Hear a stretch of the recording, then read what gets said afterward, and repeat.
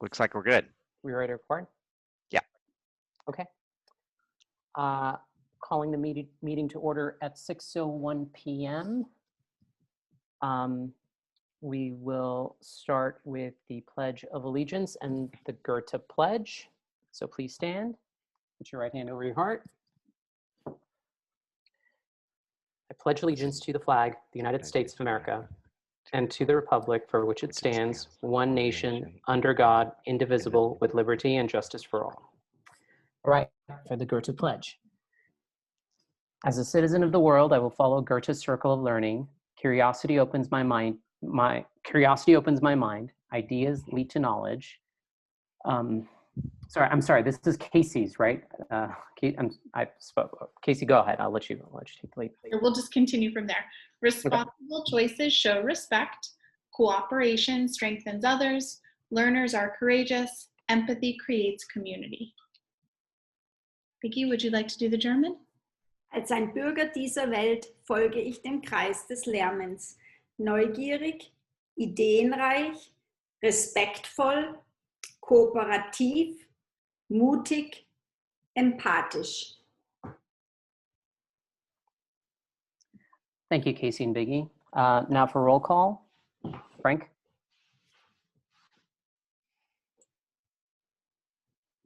I am present. Danielle? Present. Pete? Here. Deacon? Here. And that is an aye for me as well. I would like to make a motion to approve the agenda as presented. Is there a second? Oh, second. Is that another Right. Beacon All tie? in favor? Frank? I It's all. I think that was, we'll give that to Danielle this time, if that's all right. Danielle seconded. All in favor? Frank? Aye. Danielle? Aye. Pete? Hi. Beacon? Yes. All right, thank you. Now moving on to public comment. Casey, do we have any public commenters tonight? No, we do not. Okay, moving on to the first item on the agenda. We will start, sorry, hang on a second. Computer's just decided to freeze a little bit.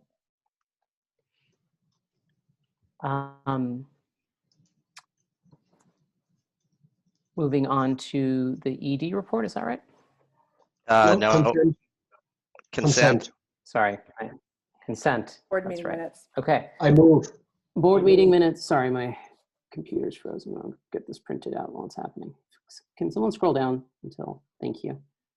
All right, I'd like to make a motion to approve the regular board meeting minutes from October 19th. All in favor, Frank? Aye. Danielle? Aye. Pete? Yes. Beacon? Yes. That is an aye for me. Now we can move on to ED report. Go ahead, Chris. Okay. So, sorry, just for the few people that joined a little late, we're going to try to wrap this up quickly tonight, and I will try to keep Chris to the 30-minute mark to make everything work. So try to hold all your questions until at the end of each of these sections, and let's try to stick to 1 minute per discussion topic. Thank you. All right, Chris, go ahead. All right. Let me go from beginning. Okay, I'll start really quickly with enrollment. We, as you know, based our budget on 420, and current enrollment is now 422. It was 421 last month. I think we gained 2 4th graders, lost a 5th grader, and so we're at 422. Although today we lost a 6th grader, so it's back and forth. But really, it's very steady. The last two and a half months have been very very steady. A distance learning update. Just want to keep you guys abreast of what's going on. First of all, we have been sending out surveys and keeping track internally of what's happening. So with regard to attendance, our attendance is actually high. and we also are looking at engagement. And so that's where there's, I would say, some exceptions. And we're working on those individually with teachers and administration, just to make sure the kids are not slipping through the cracks. But we do not have any kind of widespread dip in attendance or anything like that. It's actually very high, a little higher than it has been previously, in previous years. So special education services are being met. That also includes assessments. So we are keeping up with that. I want to do a little shout out to Scott for his work on this. It's been unending work, but I really appreciate what he has been able to accomplish with regard to keeping on top of special education and services during a very difficult time. We have a new instructional aid that the board approved previously. We've been able to hire for the acquisition support instructional aid. That's his name is Carlos Melendez, and he started today. So he was at our staff meeting. He was introduced, so it was nice to see a new face. We haven't seen that in a while. We're still searching for the other position. We have not found that yet. That's in the primary grades. We have done surveys to parents and staff, which do indicate overall satisfaction. There are a ton of questions, and we can provide more detailed information on that once we have a couple of months worth of data. We're offering this same survey now monthly, and but overall there is general satisfaction with the distance learning program at GICS. In fact, one of the things we did was a net promoter score of would you recommend our distance learning program to others, and a scale from 0 to 10, and it was pinned over at 9 and 10 from the respondents to the survey.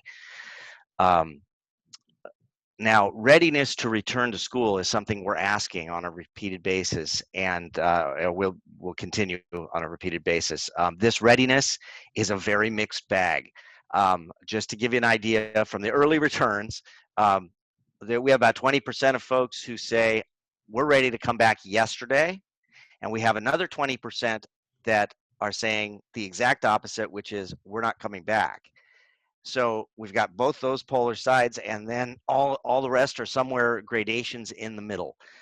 So we're going to see how that transpires over time, but I wanted to give you an idea of where folks are at, which is pretty much all over the place, similar to what we saw in the summer when we did a survey. Student and staff COVID testing. This is an important piece that we are trying to get the details on literally at press time here. The student and staff, the requirement for student and staff COVID testing is from LA Unified. Okay, it is not from LA County Department of Health. They do require that employees coming back would be tested, but they do not require students to be tested. However, LA Unified does, and as a co-located campus, we are required to follow that level of testing. So they did provide a week ago, provided us with or actually no, it's 2 weeks now, so a week ago Friday. They provided us with what they're doing in LA Unified with regard to COVID-19 testing, and they offered it to us. There are still very serious concerns about the cost. There's also concerns about data and safety of data, as well as HIPAA compliance, particularly with regard to our employees and sharing of information with LA Unified, who is not their employer. So that's a concern that we have. But we're looking at that. We're also looking at a commensurate program, which would be done through a third party called Co-Verify. And so we are expecting either tonight or tomorrow the actual details and a potential contract for that. And so we're considering that option. And we also, later on, we talk about COVID funding, we put in some costs based on that option for that. So that'll be coming a little later in the meeting. Any questions on distance learning and the update that's here? Thank you, Chris. I will let Frank, if you want to start us off. I have no questions. All right, Danielle. No questions yet. Pete. One question on the testing required for return to college. The testing that's required.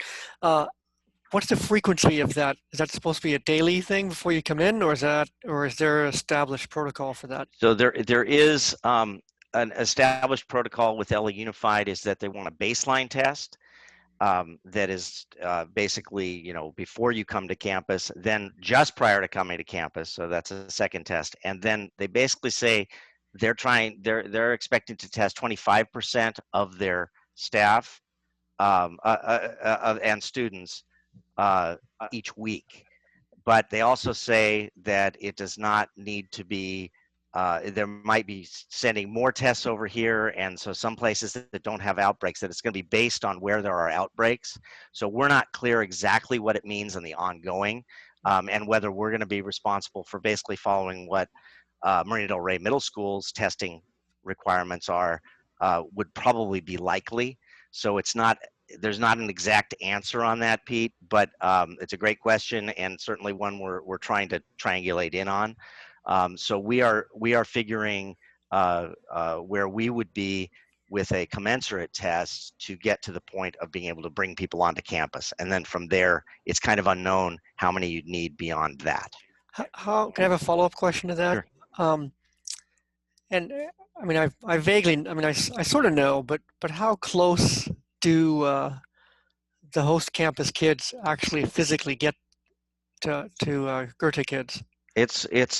There's walk by at times, so more physically on campus. You know, we have different passing periods, so large groups not typically, but we certainly have times when one of our classes is walking by during their passing times, or so there's definitely a crossover that could occur. I don't think there's a way to physically isolate us on the campus, at least with larger numbers. But with smaller numbers, like serving a cohort, I think you'd be able to do more kind of isolation. Yeah, I mean, I don't think we can totally isolate. I would agree, but maybe there are some ways of reducing the potential of having classes cross each other, or because I also think some steps like that, even if you had taped, you know, one directional passages and stuff like that, would help the fears of a lot of, you know, allay the fears of a lot of the parents, to show that. Yeah, we can also designate certain pathways between, like, because it's always getting from one side of the campus to the other, and so across those areas we could designate one as one-on-one. We will work through that with Marina Del Rey Middle School administration, who really want to work this out with us. Right. Thanks. Thank you, Pete. Chris, I have a question about risk mitigation. Is there a requirement for LAUSD to provide our own risk mitigation for if we go to a hybrid model, or, you know, whatever a model is, if kids are on campus? First question is there a requirement from us to supply it, or do they provide that to us and we just have to follow it? So can you define risk mitigation for me?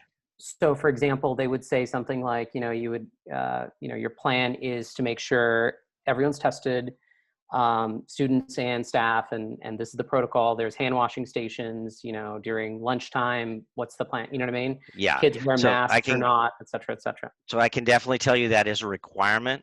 We have already a kind of working piece. We've been working with a few other charter schools who've been developing exactly that, but it's not in a finished version at this point. But yes, we definitely would be required to do that before bringing kids onto campus. But we would be able to put that together in fairly short order.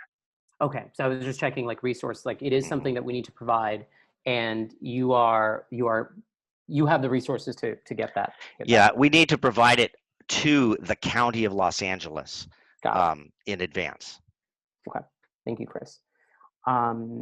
If it's all right with the board members, any more questions with distance learning, or can I we have move some on? questions. Oh, I'm sorry, Beacon. Yes, of course, go ahead. The readiness to return, I have two questions on that. One, what is your purpose in accessing this number? Is there a certain percentage that you're looking for return as far as reopening campus or offering some sort of hybrid model? No, it's not or at least I'm not looking at it as for that purpose. It's to get a sense of, if we were able to offer, how many people would we be serving, and planning from that point of view. So it's not going to be an all or nothing kind of thing.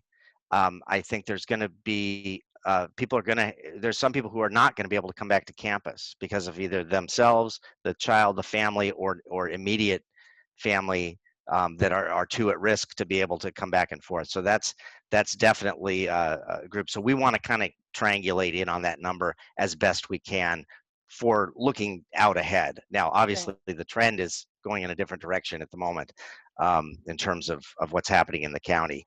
But we want to be as prepared as possible. And then what about staff? How ready are they to return? Another great question. It is a mixed result with the staff results that we've gotten so far as well. Most are kind of in the middle of, yeah, if it's safe and if things are in place. There are some that do not feel comfortable. I'm going to say 20% that do not feel comfortable coming back to campus at this point. Maybe it was 25%. Thank you. Thank you, Beacon, and I apologize for that again, which actually, I'm going to go a little bit over, but I imagine in your risk mitigation plan, you'll have something that says what happens if the teacher doesn't want to come or doesn't want to, that'll be, because that's going to be interesting, because if we have teachers who are strictly opposed to returning on campus, then that'll have to be mitigated, obviously based on number of student enrolled. Okay, so if that is all right with all board members. Ask one more question. Of course, go ahead. Because I watched the statement made by the LAUSD superintendent this morning, and it seemed like, according to him, like it's unlikely that students will return to school at any time in the future. In fact, he was even saying, like, why are shopping malls open when schools aren't? Great point. First time we agree with LAUSD, which is nice. But from there, I didn't get any sense of like, yeah, we're now kind of aiming towards this date. In fact, like at my company, it's like, oh, we'll be lucky if we can get back into the office in April. Mm-hmm. But is there any sense of like a new target date, or are we still working with that, placeholder of January? They haven't removed that, but I think that they're edging away from that. The January was the last date that was officially said, but yeah, I see LA Unified and the county in general, who had been trying to push kind of in the open up direction, even though we're still in the purple, but we're heading in that good direction. Now we're heading in the other direction, deep purple. That's kind of, I would agree that we're trying to make sure we have contingencies ready. And that we're thinking these things through, and that even if it's not a finalized plan, at least we have a plan that's ready to be reworked and moved should we be ready to move forward. But I don't think we're talking anytime soon. Yeah, and just a quick question too, like even if in this perfect world we all have access to this vaccine in April or May, is that, can we mandate that people get the vaccine? Is it, because it's like the flu shot. You can't tell people they have to have the flu shot, yet at schools you can tell students, okay, if you don't have these vaccines, you can't come to school. But I don't know if this falls in that category. Yeah, whether it can be mandated is going to be at the state level. Oh, yeah. And so that'll be it'll be interesting to see how this kind of plays out. And of course, these are all new, pretty much untried Right. vaccines. Exciting that there seems to be some movement there, but it's a guess right now. Yeah. Well, Anthony Fauci is excited about it, so that gives me hope. There you go. That's all I have. All right. Yeah, and so I think a lot of this will become a little bit more clear with the risk mitigation document. So going to look forward to that, because obviously that's going to be organic and it's going to be developed according to whatever is happening and what the latest is. Yeah, and I don't want to bring that to the board until Of course. we're imminent Yeah. about, okay, we're ready to open, start right. heading in. Exactly. But I want to let you know that we're thinking about these things as we're moving forward. Perfect, thank you. If it's all right for the board members to just give a thumbs up if everyone's okay to move on to the next topic. In the ED report, I've got Chris, I've got Beacon and Pete, and that's Form. Okay, so go ahead, Chris. I'll make this one much quicker. In fact, I think the ones from here will go quicker. So we have the want to let the board know one of the goals this year is to develop something on a long-term basis. A little difficult in the fact that we're doing this during distance learning, but we want to take a look at what kind of achievement measures are exclusive to Goethe. And we can thank Yasir for a new acronym, GSAMS. And I also want to thank Pete for spending some time with me, kind of hashing through some ideas of what things we might want to put in. Spoken about this at the administrative level. We're going to bring this around to our other groups, parent advisory, and but basically there's a few areas that we want to measure over time at the board level.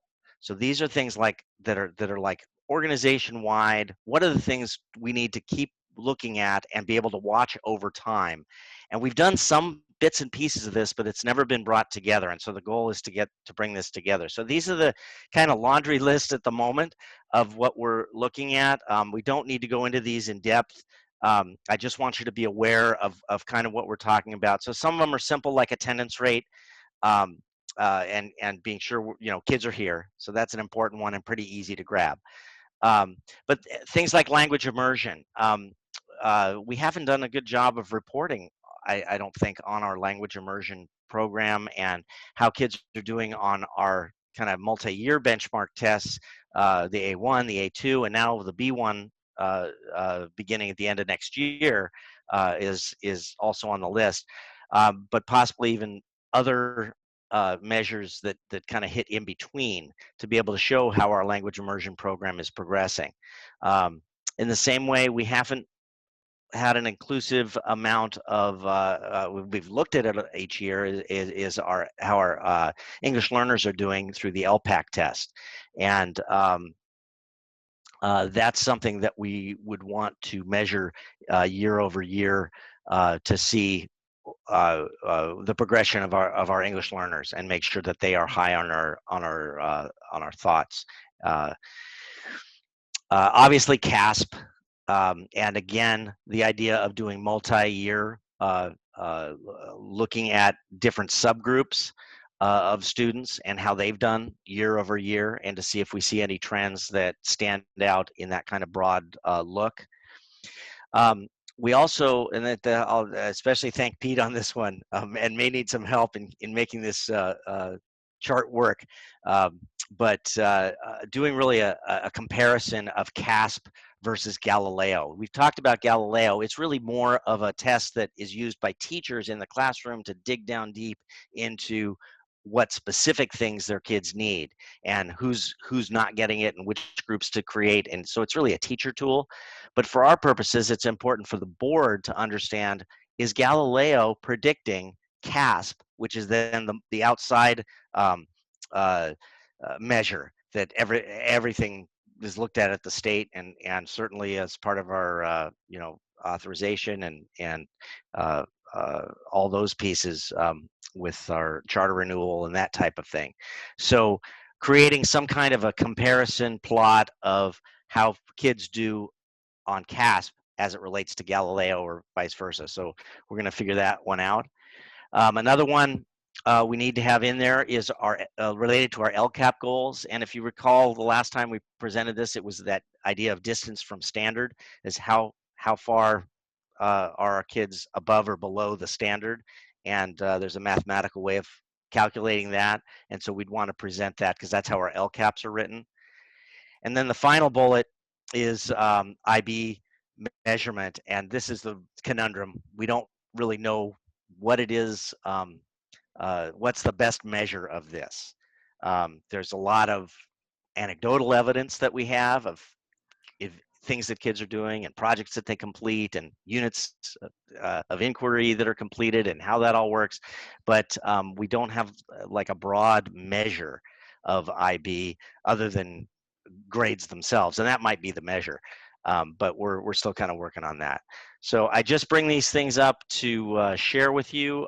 I don't necessarily need us to hash it out right now. If you have some major thoughts, let us know, or you can always contact me afterwards, and we're continuing to work on this. You'll get more detail later. So thank you, Chris. So just to circle back with the board members, one of the things that I engaged Chris this year to do was to have, exactly what he said, exclusive KPIs that are for what we're very good at. So the things I picked off immediately at the 40,000 foot level was language immersion and IB. How do we measure that? Like, I would like to have a good way to measure that. And in our executive council meeting with the GPA, I think it was also of value to get the parent feedback on what they feel like is important, a critical part in measuring student achievement. I know there's several parents here also on the board who can also comment on it. And just like as Chris mentioned, he's trying to take a holistic approach to all the things that matter, not just from a standardization standpoint from what other schools do, but also what is unique to us. And it's not the easiest thing to do. I will just tell you, like, this is all, as Chris is always telling me, I'm trying to always make it very hard for him. But for me, the answer should be very easy from a measurement standpoint. So I encourage each board member to reach out to Chris, because he has spent a lot of his time already evaluating it, looking at this, as he's mentioned with Pete's input as well. So if you guys have any thoughts, any feedback, let him know, and I'm sure it can be incorporated in some way, shape, or form, or it already has been. The other thing to think about with these performance measures is we're trying to get this done by the end of this year, hopefully. And of course, we're trying to do this in a year of distance learning at the same time, but it may not be final even this year. It may take another 2 years to finalize it as the dynamics change, as our material revision goes through. So be patient, but I do think it is of import that this organization use this as the boilerplate of how we measure success, because ultimately it's all about, the reason we're all here is for students. So thank you, Chris. With that being said, Frank, do you have any questions or comments? Couple of comments. With the exception of CASP, we should have a tremendous amount of data available to us, right? It's almost like a data mining project, because you have 10 years of operations, and there's like, I don't know how many students have circuit to this 10 year of operations through school. So there's a lot of, once you agree to a standard, the big question is, can you backfill the other years? So you have the standards, you agree what you're going to start to measure, and then it would be interesting to see how the data has changed over time. Because you have it for individual students, and so you could do potentially, create student profiles, retroactively also for the parents, who can say, look, this is the progression of your child over a year, and as shown in the data, and could, develop some profiles. There's just it's a tremendous amount of statistical work needs to be done, but there's a lot of data available. And then just one comment, I think there, by Dr. Jones' predecessors, there were, there's circumstantial evidence, that Galileo testing and CASP testing are correlated. Whether this is true or not remains to be seen, but that's an argument we have heard over the years. It would be interesting to see whether this thesis, whether this is correct or not, right? So that's just the two comments. Thank you, Frank. Danielle? None for me. Right. Pete? Two comments.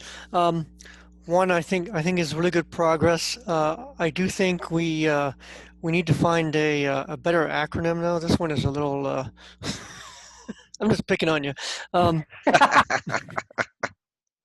But seriously, I just wanted to respond to Frank, because it's an interesting dilemma with Galileo. So on the one hand, you want it to be predictive because it's telling you, oh, here's how our progress is, and we want to be able to predict performance on the CASP. On the other hand, you can also think of it as you don't want it to be predictive, because if teachers are actually using the information on Galileo effectively, then where they see students performing poorly, they're able to improve their performance such that their relationship to the CASP is then not as you would have thought originally.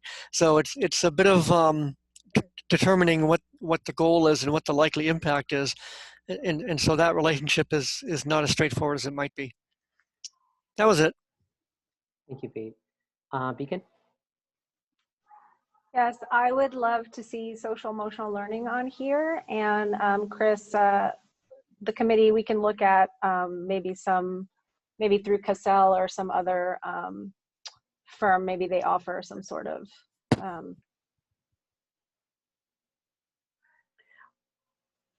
Thank you, Beacon. thing. Yeah. So the only thing I would add is that, Chris, the Galileo versus CASP, right?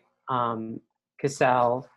I think what I'm looking for, and if it's by the end of this year, that would be great, is to have sort of some, conclusive findings that say, this is the model that works. Like, let's either dump CASP or dump Galileo, and we check the data, and it's too hard to do the, you know what I mean? Like, if we can get there, that would be great. I don't know if that will be the case, but what I also don't want this to be is, I don't want this to be an administrative burden where you're pulling all this information and it takes so long to do it that it becomes meaningless by the time we get it. So I know Pete has, go ahead, Pete. I just wanted to weigh in. Or is that possible? I don't know if it's possible even, so I'll leave it to you guys. Yeah, go ahead, Pete. I was just going to say that I agree 100% that asking the students about social emotional learning issues is very informative, especially tracking that over time. But I would strongly urge against using any kind of firm to do that. That's something. Those are items that we can develop in-house very readily and find ways to administer. To, given budgets aren't that what they ought to be. So I don't think you need to go outside for that. All right, if I have nothing else to add, if I can get a thumbs up from board members, we can move on to the next item on the ED report. All right, so I see 3. Pete, do you have anything else to add? Give you another few seconds, or are you good? I already changed the slide. There's no going back. There's no going back. Perfect. All right, thank you, everyone. Okay. Fundraising. So fundraising, I know everyone wants to keep an eye on fundraising, and we're switching over to virtual fundraising, which has its problems.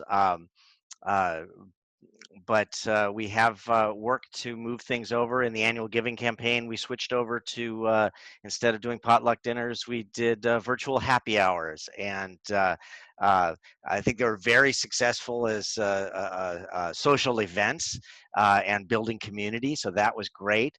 I'm not sure that they were as effective as a fundraising technique. We came out with a really good start on the annual giving campaign that was actually ahead of last year, but then we unfortunately kind of tapered off. So we've crossed over the 150K mark, whereas last year at the close of the campaign we were at 170,000. So that's about a $20,000 difference when we looked at right at the beginning of November where we were. We've also crossed over things to the virtual book fairs. So instead of doing one, I mean, there's no comparison with a book fair. The amount of funding that comes in for that virtually is nothing near what we get on campus when kids are browsing through and there's all the excitement. So we decided to have 2 in the fall and 2 in the spring, and just smaller scale, but push them out and see what we can do. We're definitely doing the Jogathon. We're right in the middle of registration, and then that moves forward the week after Thanksgiving, and we pushed it back to the week after Thanksgiving because we thought that at that time that people might be getting together for the holiday of Thanksgiving and would have a chance to talk to relatives and grandma and grandpa and aunts and uncles and such. Hopefully that'll still happen even if it's virtually. So we are pushing forward on that, and we'll be planning for a virtual silent auction. We'll participate in the Rock, Roll, and Run event in the spring, and try to keep that going. It's going to be a virtual event. So all these things are going virtual. So where does that leave us? As we mentioned, we're above 150. I think current total is now 155,231 on the annual giving campaign. So we're well on our way, 71% of the way towards the goal. If you recall last year, this number continued to creep forward. We don't have pledges in the traditional sense because we didn't have pledge forms that were part of this, but we do have people on monthly installments, so that will continue to trickle in as the year goes on. And remember also, we separate out the matching donations. So we see so far $17,000 in matching donations that have come in, that came in during the annual giving campaign, but we track them separately. So we'll continue to push for matching donations, and we'll actually continue to push annual giving at various times during the year. Even though the main campaign is over, we're going to push that out a couple more times. So hopefully build on this. Other things that have happened, like I said, book fair, but it's tiny at this point. Jogathon hasn't registered yet, although we are starting to get things to trickle in, but we didn't show any of those yet. We do not have grants yet. We do not have, or just a tiny bit of Eat, Play, Shop for Goethe. We actually have had a really good start with some of those events, especially the Eat for Goethe events have been really good. And then other fundraising funds that have come in. We just sold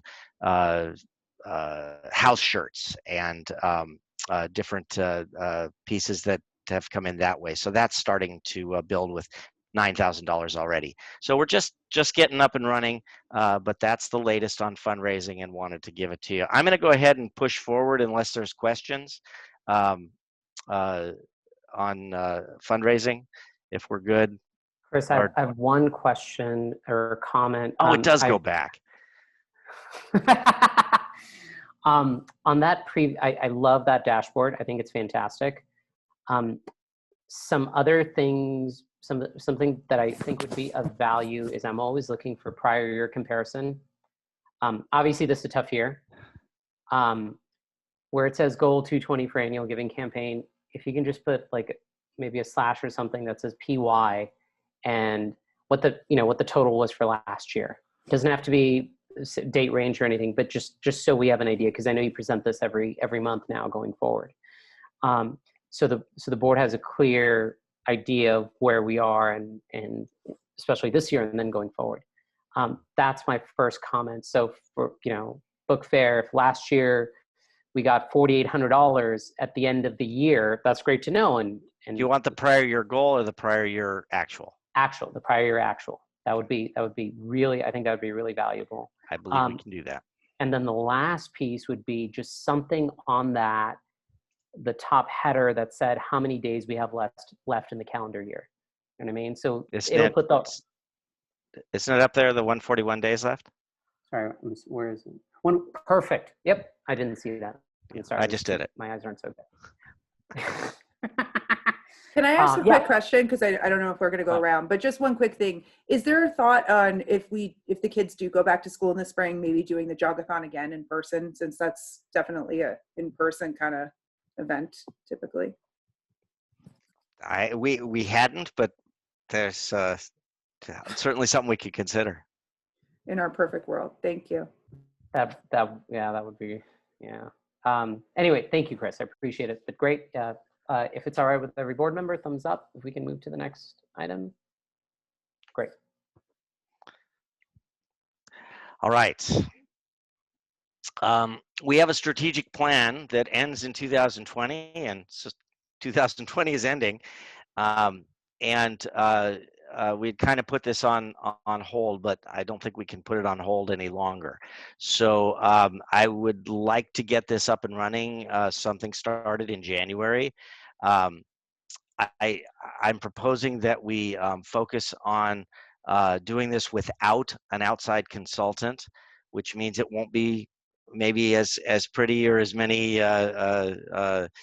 ribbons and bows on it, but I think we can take the format that we had previously for the nuts and bolts of it and update that and think through, okay, what do we want for our next 4 years?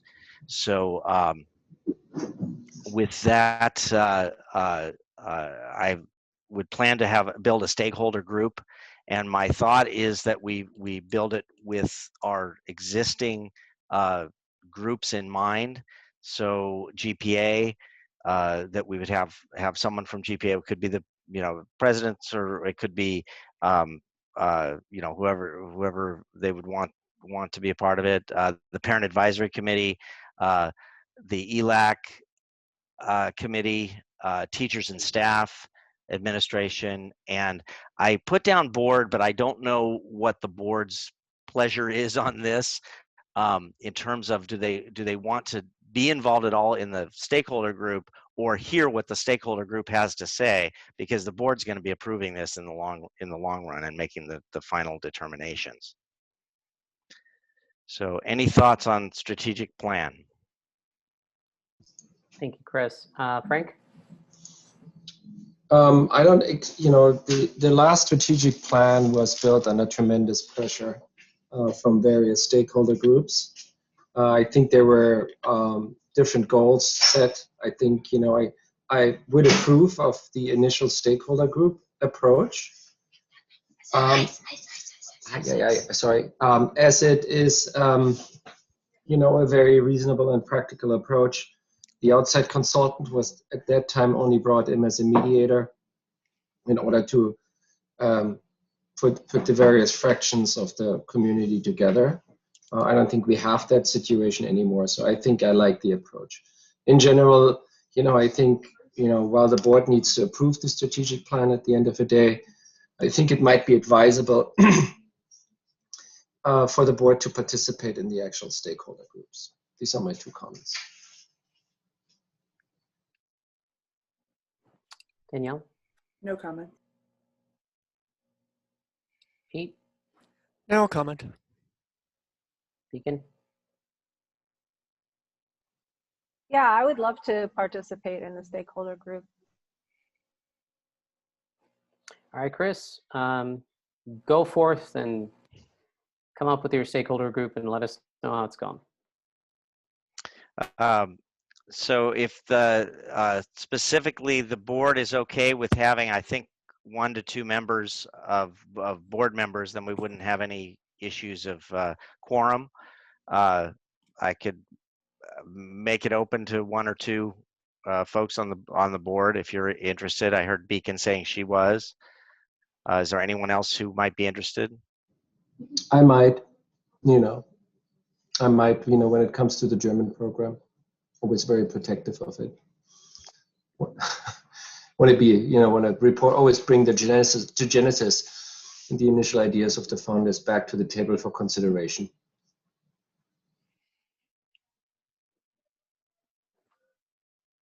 Is everyone okay with the idea right. of Beacon and Frank?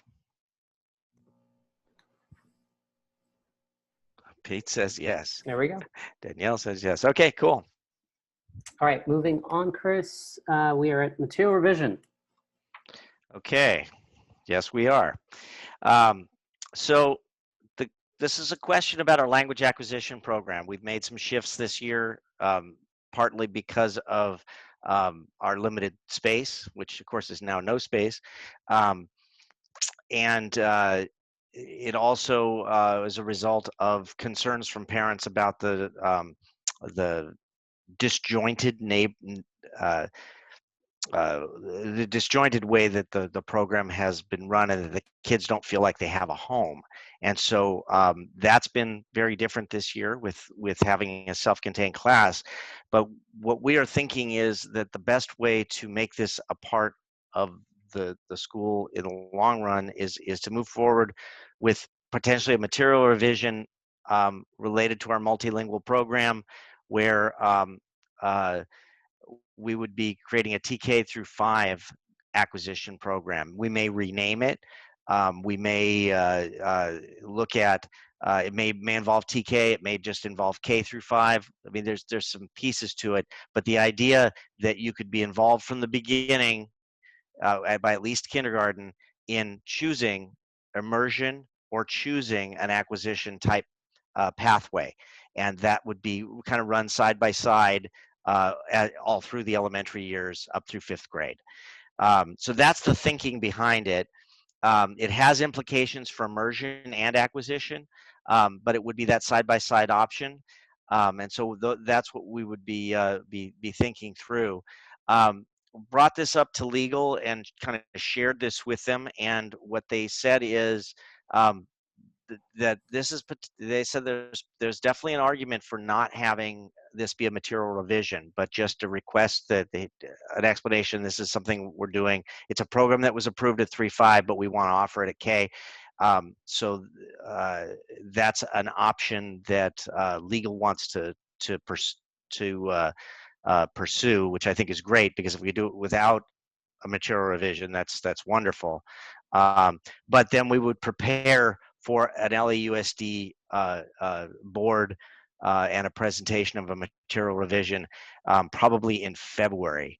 So that's a lot to be done. We've already started weekly meetings on this, and so we're committed to making it happen. But that's kind of where we stand with a material revision, and I wanted to be sure you guys were aware of that.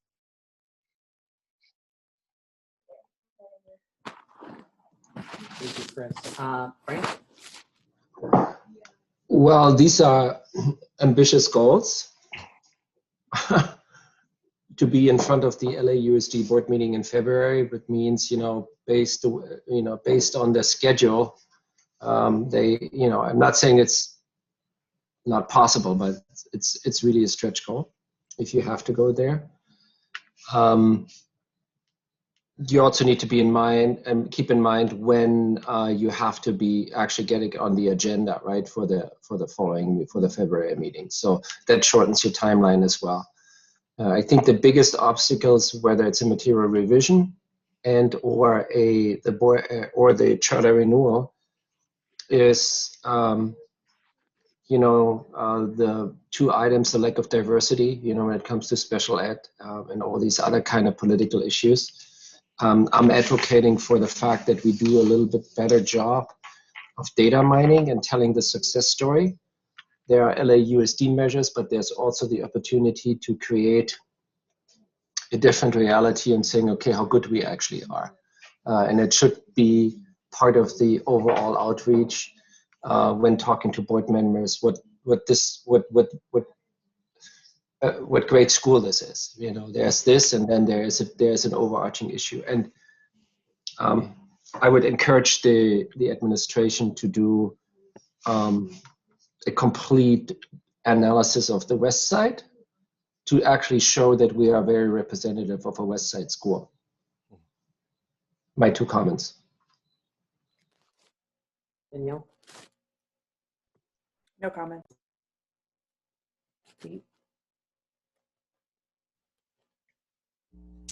Am I up? Sorry. I guess I was under the impression that somehow the acquisition and immersion would be in some way more unified. And is this the process of creating that? I think making them more equal as programs would be the way I would say. I mean, unified in that they're more balanced compared one to the other, as opposed to the way it had been set up with only having the option of starting at 3rd grade. Mm-hmm. That creates some issues with related to who's opting into the program at that point, and then it's all new students coming in, of course, are in that program because they probably didn't have German background, or it's unusual that someone comes in with German background, less likely.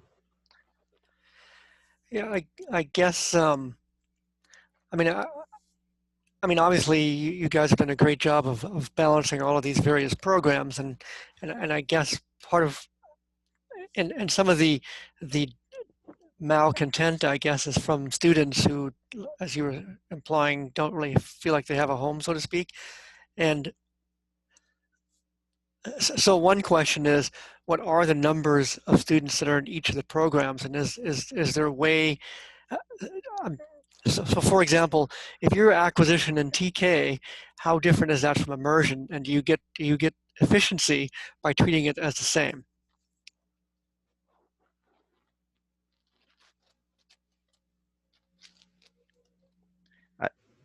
I'm not sure I fully follow that. Neither do I. So I was. You're open. So let me rephrase it.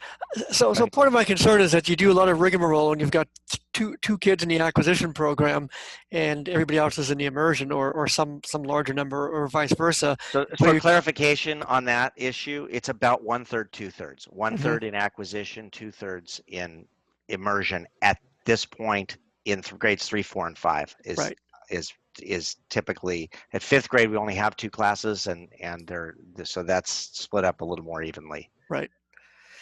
And so I'm just trying to think of economies of scale for you, is whether can you in these early grades consider acquisition and immersion as one? You can design the program in such a way so it's as one. I see what you're saying. I think that will be. We can bring it to the group. I'm not sure functionally that works in an immersion setup. The need to be separate, and it may be financially unable to do it to have that many teachers to make something like that work. But I'm just talking off the top of my head. So. Right. Well, I'm just asking off the top of my head, and I was actually thinking of it the opposite way, of making it more efficient rather than less efficient, to have all of these little niche programs and have them converge as much as possible. But so that I would say is what's happening this year, then, from your perspective, which is new.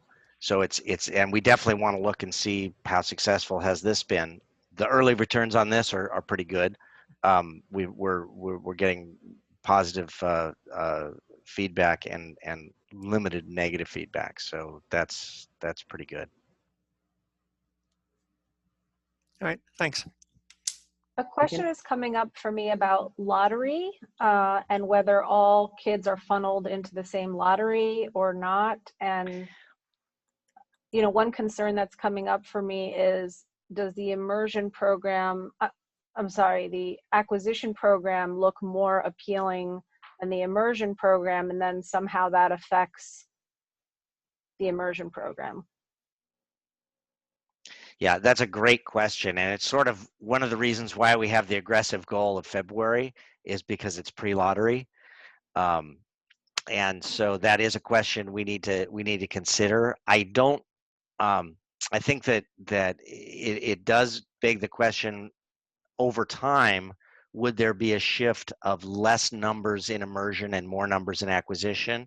We think that's probably would be the case over time, not immediately, but would it dilute the immersion program? I think not. I think we're absolutely committed to having the best immersion program we have, and I think we have some room for growth on that. And so this would be an opportunity to try to improve both programs at the same time. Yeah, I think it would be really important to keep in mind that while we may attract new families with an acquisition program, we want to be sure to keep that immersion program strong. Yeah, that's figure out a absolutely way to balance it both. that's absolutely a goal that we've been talking about in our weekly meetings thus far. Thank you, everyone. I have a couple of comments. First thing is, it's going to be for Frank about just to take a step back about the strategic plan, the topic we were just discussing previous. Frank, I think that what you said about having a founder in the strategic plan stakeholder group is actually very powerful. I completely support that. But I also feel like it may not be necessary to have a board member who is in that group. It may be more powerful to have an actual founder. Not that you're not, but you know what I mean? I'm just throwing it out there. No. I have no reservations. It's just, it's always good to have, a historic perspective of what the intent was. It doesn't need to come from me. Agreed.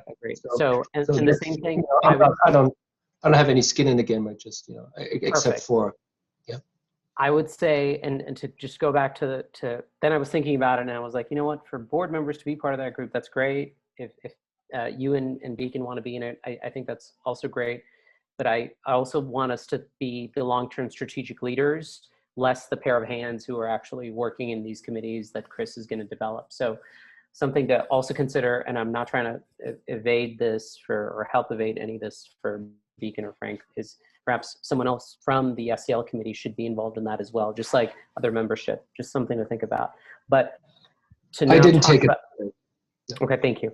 The other thing about now the material revision. So I know this board, Beacon and Pete and Danielle, and including myself, we're pretty new. We were not part of the last material revision. We were especially not part of the last material revision was middle school. The one before that was about the acquisition program. So Frank, I do believe you were on the board at that time. And Chris, maybe you have the data for this, because one of the things that Frank said really piqued my big floppy ear, which was data, right? So my interpretation of what happened a few years ago was, hey, LAUSD came back and said, we need to increase diversity. What do you guys think? And the Brain Trust got together and said from Goethe, like, hey, why don't we offer an acquisition program so it's not just immersion? Again, you guys can add your own 2 cents when I'm done, but that was my understanding. So we came up with an acquisition program. So the first thing is, someone came up with a program to start a 3rd grade, which now that I think about it, it makes sense, right? Otherwise you'd put your kids in immersion in kindergarten, and 3rd grade would probably be the time, so we would attract more kids in the later grades. And that would potentially also help us for the middle years program.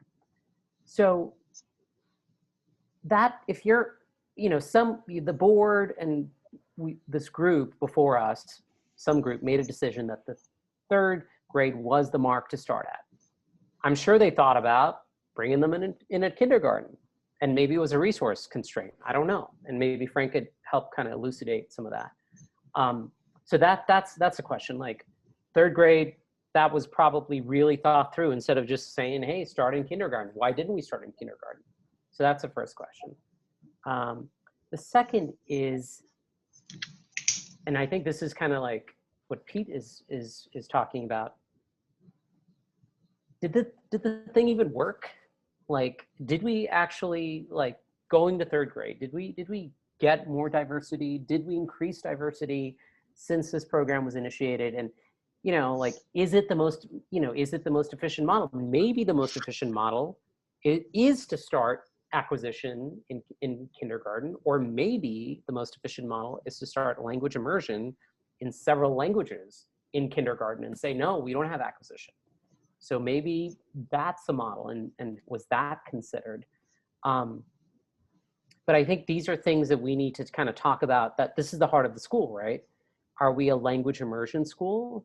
And do we say, hey, start in kindergarten and we're going to offer 2 languages, 3 languages, 4 languages, but you got to start in kindergarten. If you don't, you're going to have to hit the ground running in third grade or fourth grade, but we got a great academic program and we have policy or process to transition kids into these immersion programs. To Pete's comment, that would be a more efficient use of resources than to develop an entire program around kind of this hybrid model, which, again, I don't know if it worked. And that's to what Frank said, is we probably have a lot of data that says if it did or if it didn't, and is that worth it? And if we're going to bring forth to LAUSD, we should say the acquisition model failed. You know, we put in $400,000 every year. We got 20 kids. That's unsustainable for our organization, okay? So does that make sense? No, we propose something completely different, which is we're gonna take those additional, you know, $400,000 and we're gonna start an entirely different immersion program. And we are going to be the premier language immersion program on the west side of Los Angeles. But everything's gotta start in kindergarten. I don't know. I think these are the things that, this is at the board level. This is what we need to talk about as what is the heart of the school. We have a founder here, we have a board member who was here. Anyway, those are my 2 cents, and I will, you know, Frank, if you will kind of help clear up some of that stuff, that would be really great. Sure, right now or later, or in the actual meetings. I don't, you know, Well, you know. I think start with third grade. Did you guys pick third grade? I mean, I'm sure there was some thought around third grade, right? Like, or otherwise you would have gone to kindergarten, right? Like, what was that? I think, you know, I think there were a couple of studies, you know, we actually engaged in. I think the Kennedy Foundation or something, who did, you know, who was an advocate for immersion program. There was some thought put, and, you know, I think the tipping point was that the academic level in third grade was getting too tough, you know, to onboard anybody, you know, into the immersion program and to open it up there. I think it's possible, it was discussed that the onboarding was possible in the lower grades, but then in third grade, you know, the content was getting too complex. And then there was also an argument to be made, you know, we had, like, our pyramid, you know, wasn't perfect from the enrollment. And so we needed to backfill in at the higher grades in order to attract them for the potential middle school. You know, I don't think it was considered under the implication of finances or thing. But I think these were the overarching elements why third grade was picked. I think, you know. Why not kindergarten at that time? Why not? You know what, I can interject too, because I had a conversation a while back with Ms. Laura about it when I was, you know, former ED, when we were considering immersion versus acquisition. And she mentioned to me too that third grade seemed like the right idea, because of also that's when the achievement gap becomes more, you know, visible and more substantial between students. And so they also not only wanted to give children who were coming from other schools and didn't have a German background the opportunity to thrive at a school where they didn't have to learn a completely new language, but those who seem to need a little bit more help in other subject areas, the ability to focus more on those subject areas versus, and you know, kind of move German over to acquisition more like an elective, in order for that, you know, to feel like a little bit more of an ease. So transition, like they may have been, so what you're saying now is not necessarily to attract talent, it's to say these kids were in immersion from kindergarten to now they're in third grade, like let them jump off the ship and they can now go on a different ship and they can. Yeah, because you get a choice too when your child is transitioning from second to third grade, whether or not you want to stay with immersion or you want to move over to acquisition. And, you know, naturally you can consult with the teachers and admin to see what feels like the right fit. But parents could make that decision in second grade. Like if we started the program in kindergarten, like acquisition in kindergarten for both, because Frank just said from a resource or financial constraint, it didn't make sense. Like we picked third grade because we did some studies and it was also to attract talent for middle years program. So I guess if you started in kindergarten and it didn't work out, so a parent could have moved them into acquisition in first grade or second grade. So no, you can move into acquisition in third grade. Am I right, Dr. Jones? Like there's no acquisition in first and second grade. No, Right. I think what we're talking about here is what exists now, and then potentially what could exist. Oh, right.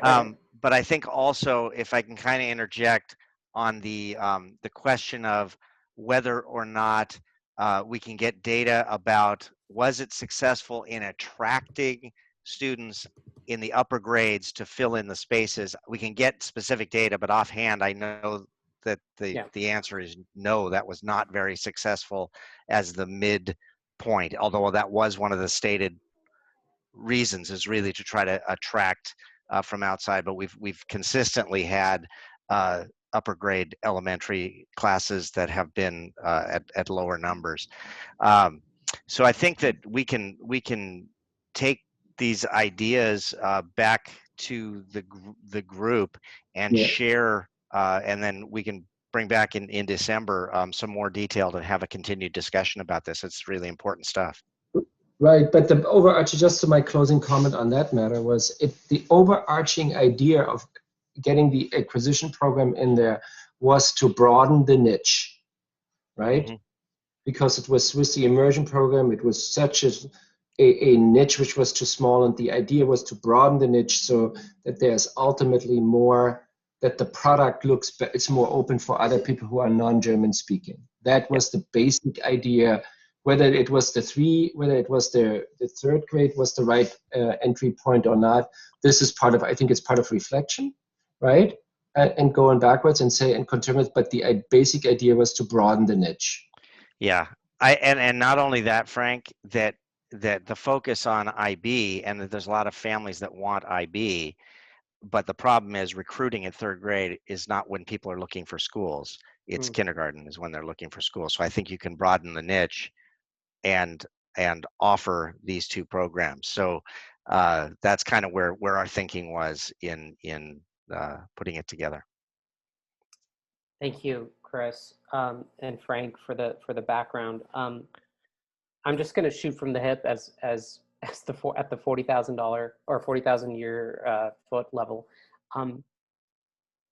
If we were to just thinking about this, if we were to become the premier language immersion school, and that becomes part of our mission statement and our goal, to move away from, yes, German is based on the founding principles, but perhaps we offer Chinese, perhaps we offer Tagalog. I don't know. You know what I mean? Like, it would also be very interesting to go back to LAUSD and say the acquisition program didn't work, but the interest in not just in our community, but from Los Angeles, from the city of Los Angeles, is language immersion.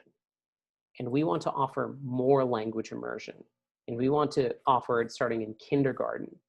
And we want to expand it into Spanish, Chinese, Japanese, Tagalog, whatever it is. And we think that there's value there because it will attract this socioeconomic style. I think perhaps, and it's just conjecture, is that we're sort of being led by LAUSD into, how do we attract more, and let's figure out kind of a way how to do this. And this is me playing Monday morning quarterback. But I think it would be of value to say, what does it look like from a financial resource standpoint if we did something like that? Because I see that as a sustainable long-term goal for this organization, is becoming the language immersion school, not just a language elective school that we try to enlist children on. those are my 2 cents. I'll do another round because I know this is probably of consort. Frank, do you have any other comments?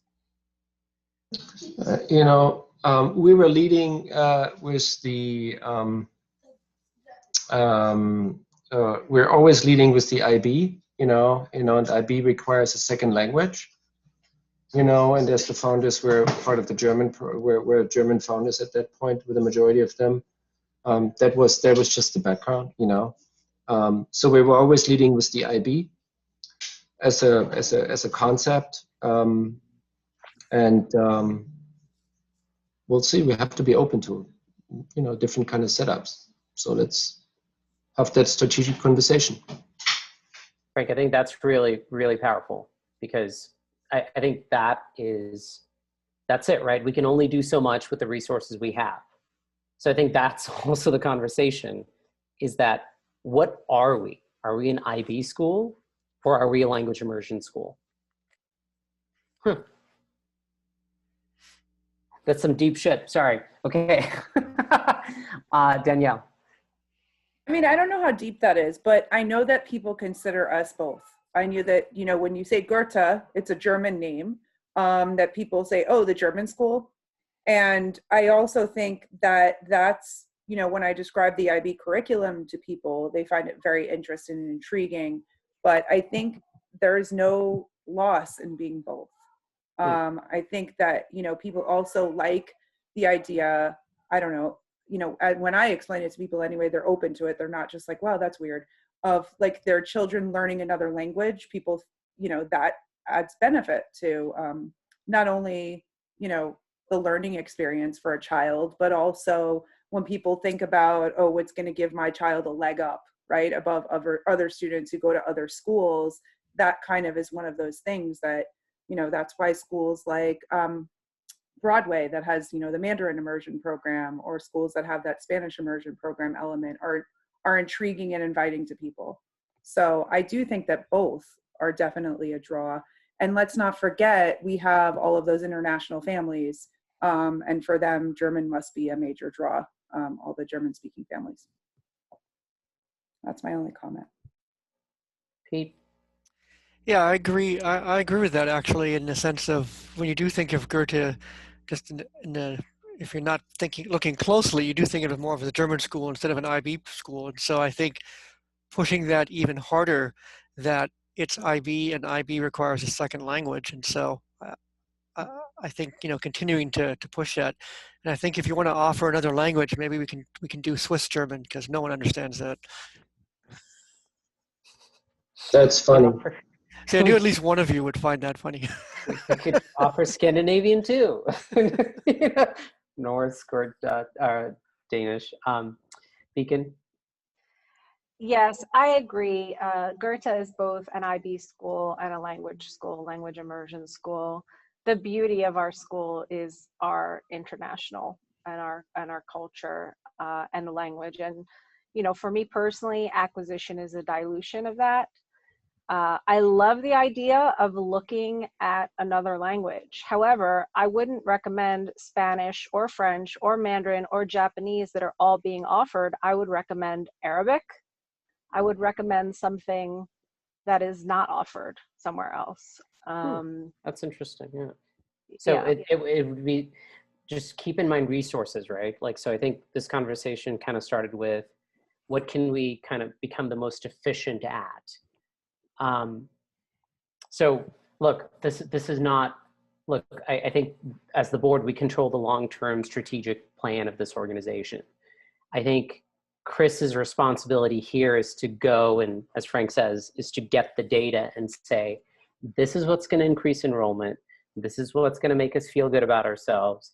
And this is what we can do today, right? And come up with that balance and say, here's what I recommend. What do you guys think? And we can choose from that, right? And we can say like, hey, let's offer, I would say Farsi, but there's a huge Iranian American community in Los Angeles on the west side of LA. Farsi would be a great option to do as an immersion. But that's right. But we may not have the resources to. And we may need to change the name of our school in that case. I don't know if we should, but but there's all these constraints, right? There's constraints with the direction we choose, but I think this is what our responsibility is as board members, is to plan this out right now, make the decisions based on facts that are provided by Chris, so that we can make this school be here for another 10 years, another 15 or 20 years.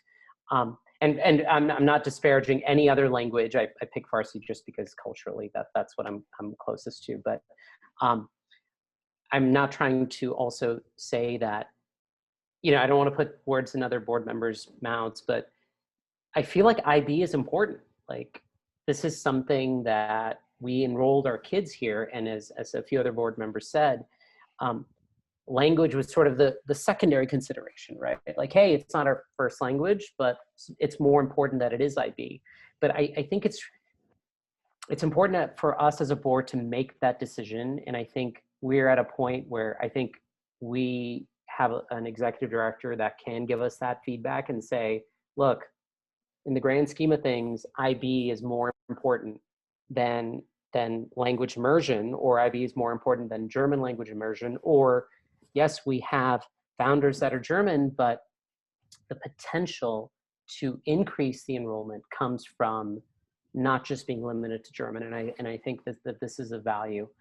I will just kind of, again, I'm just shooting from the hip, but I think the last thing to consider is what Frank said, is are we going to be able to achieve this not by February, or having something concrete that Chris can not be embarrassed at in February?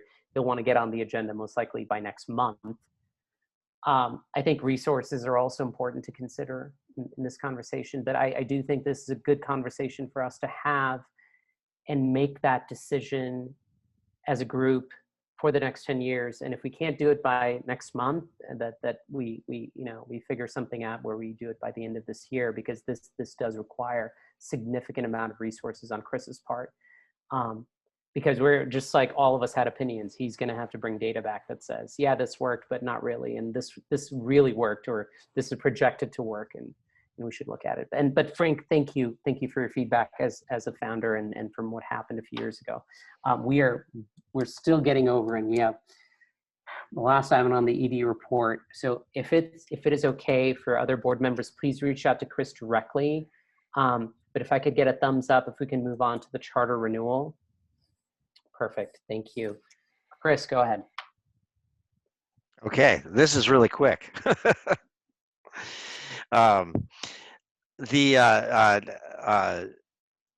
Just want to give everybody a sense of a timeline of what we're talking about charter renewal, which our current charter is approved through June of 2023, but that means we need to reapply by August of 2022. So yeah, that's a little ways out, but we're going to blink, it's going to be here. So we have to understand that the charter renewal rules have changed under AB 1505. And LA Unified's interpretation of those rules is significant. But there's a possibility we might even be helped by this, because at the current time we're in the highest tier of the rules for renewal that we would be assumed to be approved in the category, if we are still in the category that we're in now. But there's no for certain that we'll still be in that category 2 years from now, or a year and a half.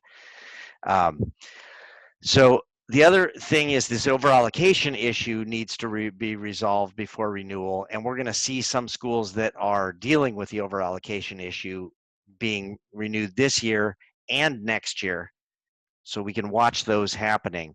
But we will want to have this to be resolved. And of course, last month we took action to start things moving, and things are starting to move. We'll have an update for the board in closed session in December on that issue. New school board makeup is positive since the new election. District 7 had a board member who termed out, and the new board member that came in is, I think, more amenable to charters. She was supported by our own Nick Melvoin in our District 4. And so that's puts us in a spot. We can't know how people are going to vote, but we feel like it's a little breathing room compared to where things had been. So we now have what we would call a majority on the board that is not anti-charter, and that's a good place to be at this point. So just wanted to give you a quick update on that, and that ends my ED report unless there are other questions. I will just open this up to the entire topics discussed. Frank, do you have any other questions or comments? No, I have no further questions or comments. Danielle? None for me. Pete? Nope, I'm good. Beacon? Nothing, thank you. All right, Chris, we went 40 minutes over. So that's my fault. That is totally my fault. All right, Finance Committee, Frank and Chris. All right, I'll let Frank lead that off. Yeah, we had our monthly Finance Committee meeting, and what is in front of you is was posted on the prior to the board meeting, and the Finance Committee recommends to approve the October financials as presented to you by Dr. Jones in a minute. So I move to approve the October financials. Second? Dr. Jones? Okay, I'm going to shift over to Ryan. Thank you for your patience, Ryan. Sorry to keep you through the long discussion there until we got to this. But if you could bring us through the reports. This is up through October, so it's September and October combined, which does make up, I know you're going to talk about this, but the first financial interim report is all based on these numbers. So Ryan, go ahead. Yes, so these are our financials as of October 2020. I do continue to provide the board with insight as far as enrollment goes. As you know, we're not being funded off of our average daily attendance this year. We're being funded off of the previous year's average daily attendance, but we're still reporting it to you all. If Frank or Dr. Jones, are you driving this? Yeah, I am. You can scroll down a little bit here. I just wanted to show the board that at the end of month 3, the school had 418 students enrolled. That does not include some early TK kids, right, Dr. Jones? Yep, there's 4 ETK kids, so that's where it would be 422. Yes, with those as well. The students that would have been eligible for the funding calculation, and this gets provided to LAUSD. So I'll continue to share this information with everyone, but at the moment it doesn't have any influence over the financials this year. On the income statement side, if you look kind of towards the middle of the screen, it shows the variance from the prior, in this case, it's not the prior month, it's the prior board presentation. As far as revenue goes, we are 6,000 less than that presentation. And all that was us taking out the Title II funding that we originally budgeted for, that we decided we were not going to pursue when doing the consolidated application. And the reason for that was there was a lot of compliance requirements, and school leadership felt that it didn't really, the juice wasn't worth the squeeze, so to speak, as, since it's just $6,000, to open ourselves up to a federal audit and all of the requirements with those dollars didn't make sense for this year. So we didn't apply for it, and we removed it from our budget model. The big picture is in revenue is that we have 188,000 more than budgeted. And that is attributed to dollars that were received for learning loss mitigation. And I believe Dr. Jones has a bullet point for that on the agenda later, where he will describe his plan to fully spend those funds. And the big target for the majority of the dollars needs to be spent prior to December 30th at the moment. And that's something that Dr. Jones and his team are working towards. Any questions on the revenue side? On the expense side, not much variance other than the fact that we had to add in a lot of expenditures to offset that revenue. That's what's pretty much driving everything that you see. However, we do have some savings in salaries. For the classified and the certificated salaries there, just a reminder, and maybe this will be the last time I remind or not, but not everybody didn't escape a furlough this year. So there were some folks on the leadership team that did have a few days furloughed. And that's where we're seeing the savings as opposed to what we board approved.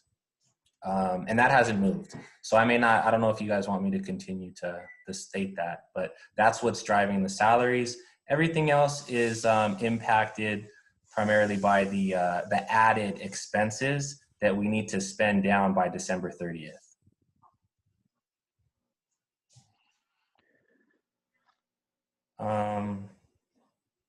Dr. Jones, could you go back up just a little bit to there you go. I just wanted to highlight something that I would find interesting as a board member.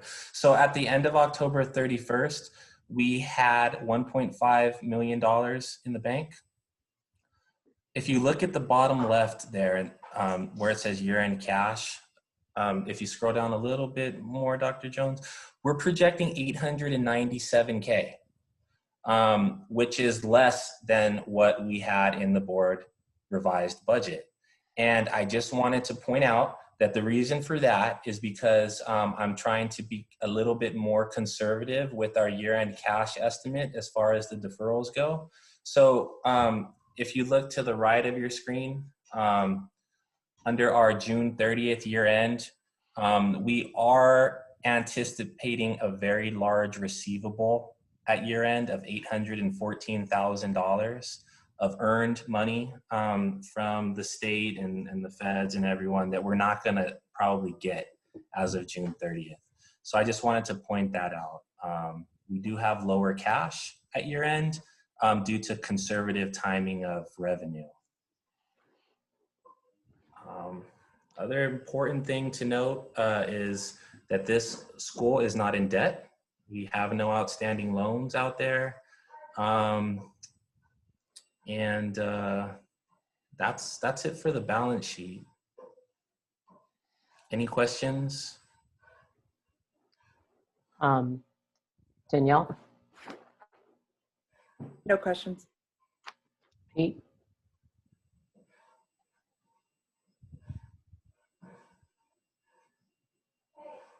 No, thanks. Sorry. Beacon? None for me, thank you.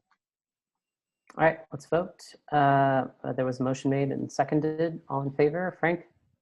No, I think we need to just, for the sake of good order, please review the check register. Yeah, we do have the check registers for 2 months. Sorry to interrupt. It's September. This is September. Mm-hmm. Okay. I will give everyone a few moments and come back for the vote.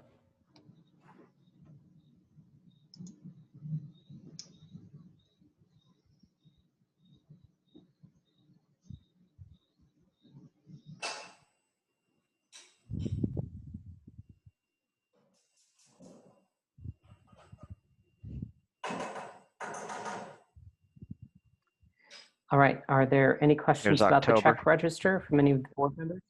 We also have October, I'm sorry.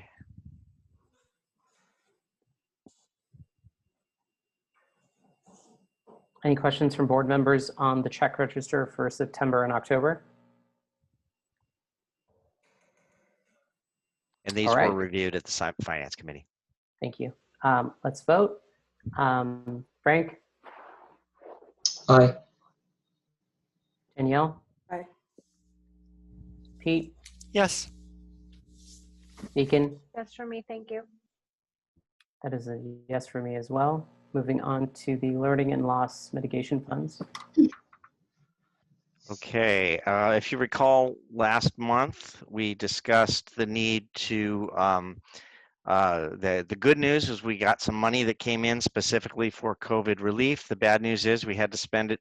We had to spend it very quickly. We came up with a couple of big ticket items and got some feedback from the board that want to look at maybe a few other little pieces. So this is a little broader of the scope. Just so I can explain, up at the top here are $21,000 in funds that have already been spent and fully processed through the system. So that's 21,000. Of that, we had 15,000 that we've already, 15,790 that we already reported on to the state about. But the important number right now is this 21,258. And so it comes to the question of things that are upcoming that we have to spend. And these first couple of ones, we've actually already purchased. It's just a matter of they need to be processed through the system. So we've bought some used Chromebooks that were sort of a stopgap measure. We bought those through Dell Techies. We have hotspots that we've purchased to support families who need internet support.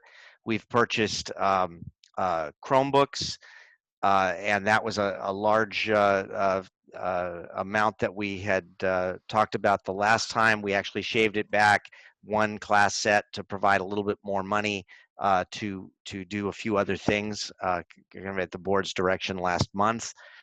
We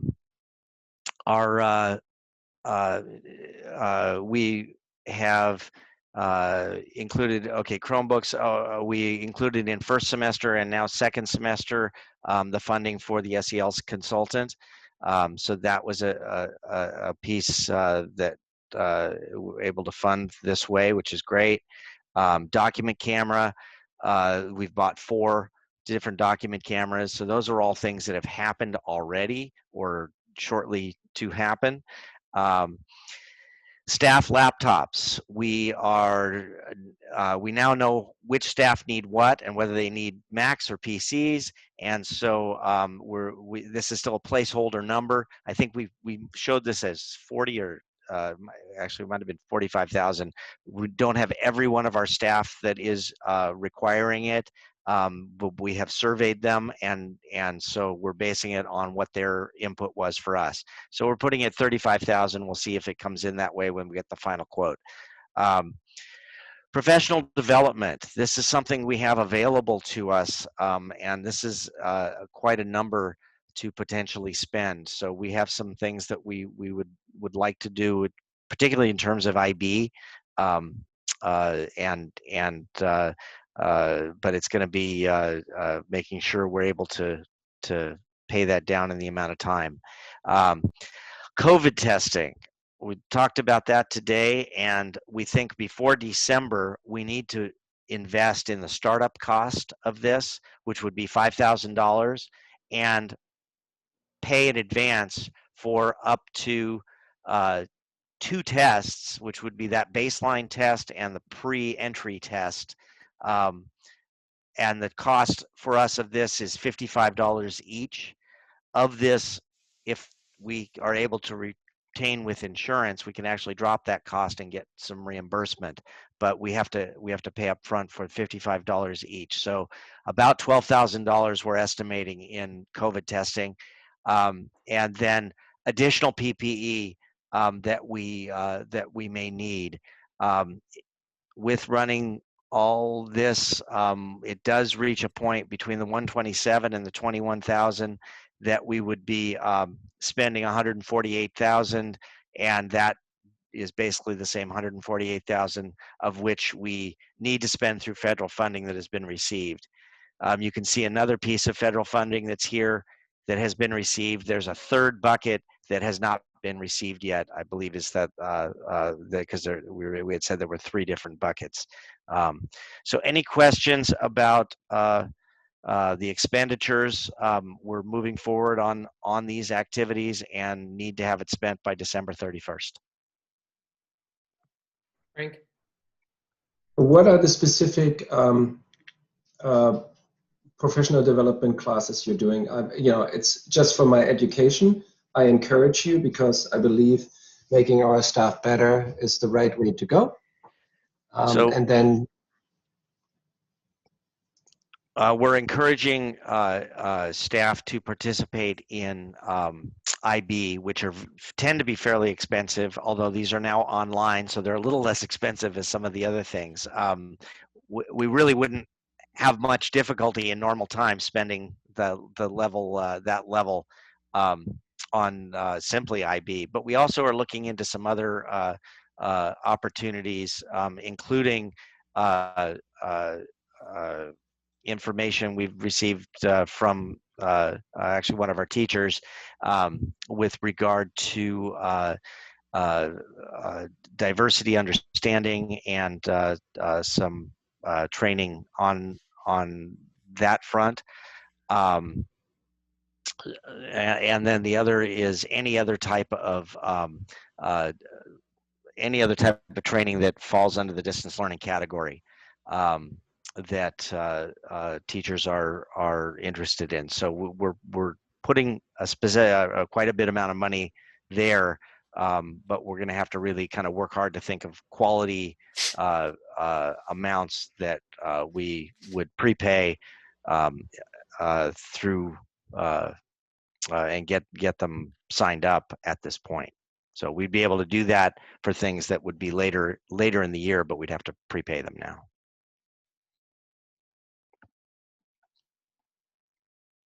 Danielle? No questions. Pete? No questions. Beacon? Nothing for me, thank you. All right. We are now moving on to the approval of recommendations for Kathy Cheatham as an additional member of the Finance Committee for the current academic year. I would like to make a motion. Is there a second? I second. All right, let's open up to discussion. Chris, were there any other teachers that signed up? Well, I did have interest from one other teacher, and she decided there was too many things going on at the moment, but did express some interest. Kathy expressed interest as well, and I wasn't surprised because she's been so involved in at the board level and had been to finance committee meetings and has really been part of discussions. I often seek her out for input about these types of financial issues. So it's great to have her be a part of that. And the finance committee made a recommendation for her to be the special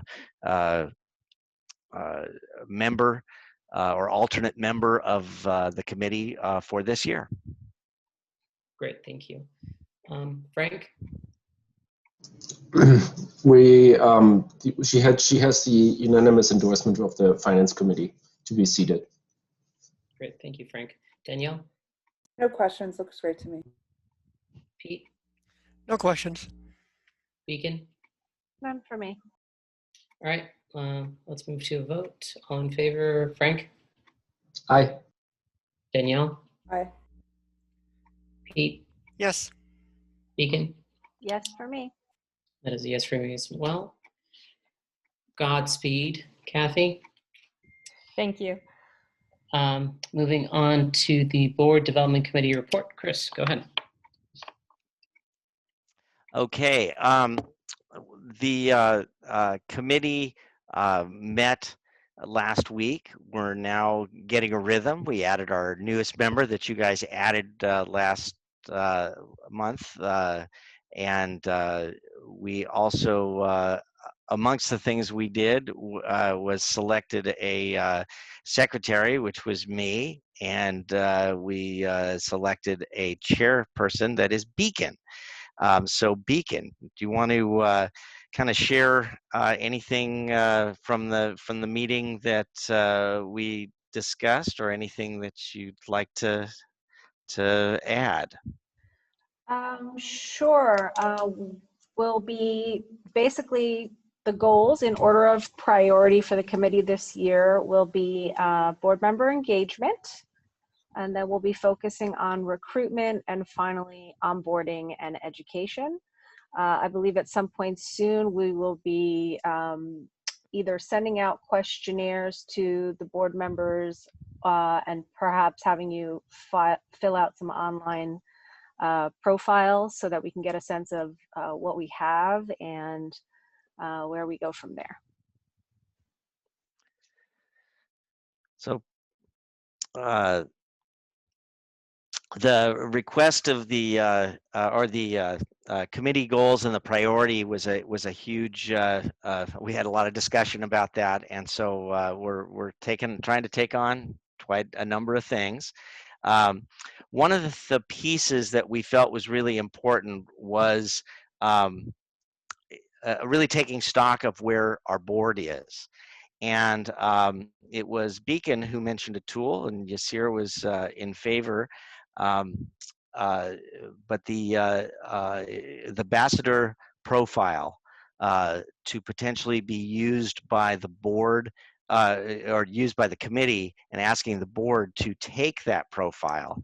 And then it could be one of our information points as we're trying to say, okay, here's our strengths, and here's some areas we might want to fill with new positions coming in. So I wanted to put it out there. Is that something that board members will be comfortable? Beacon, is that something you want to mention with the rest of the board? Yeah, I think you covered it great. Ambassador profile, if you're not familiar with it, just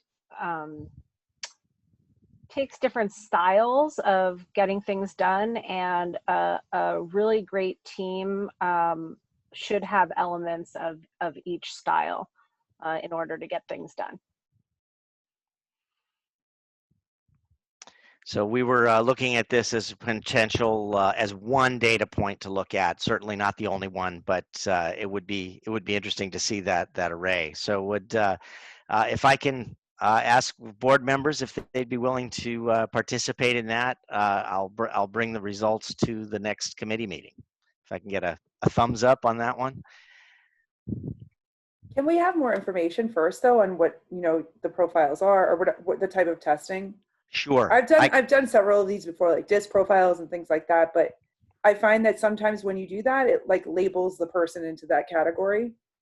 I don't know. I kind of feel weird about being psychoanalyzed sometimes in these ways. It's my own personal hang up. Sorry. I can definitely send information to each board member, and just let us know if you're interested or whatever. I looked through it, and it looked fairly it looked pretty interesting to me. Like not a so you could take a look. I'll send you the stuff.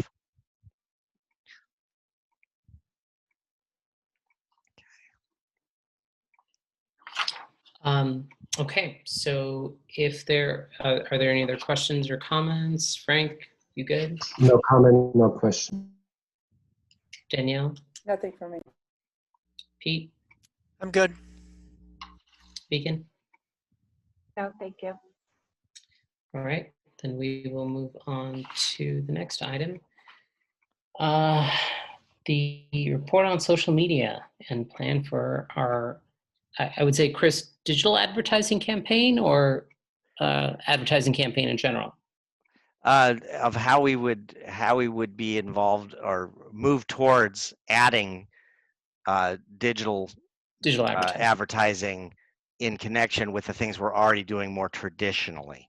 Perfect. Great. Thank you. And Nazmia is here. How are you, Nazmia? We haven't seen you in a while. I am very well. How are you guys doing? Good. Awesome. So I am here to give you a social media update and inform you about our plan for a digital advertising campaign. But before I get into that, next slide, please. I would like to share some extremely good news with you. As you guys know, we have been partnering with Niche since February 2020, so this year. Niche is a company that provides rankings for schools, and we ranked as #2 in the category Best Charter Elementary School in LA. We're also #7 in Best Charter School Elementary Schools in California, and we are #104 in Best Charter Elementary Schools in the US. So that's pretty big. Niche also provides grades for schools.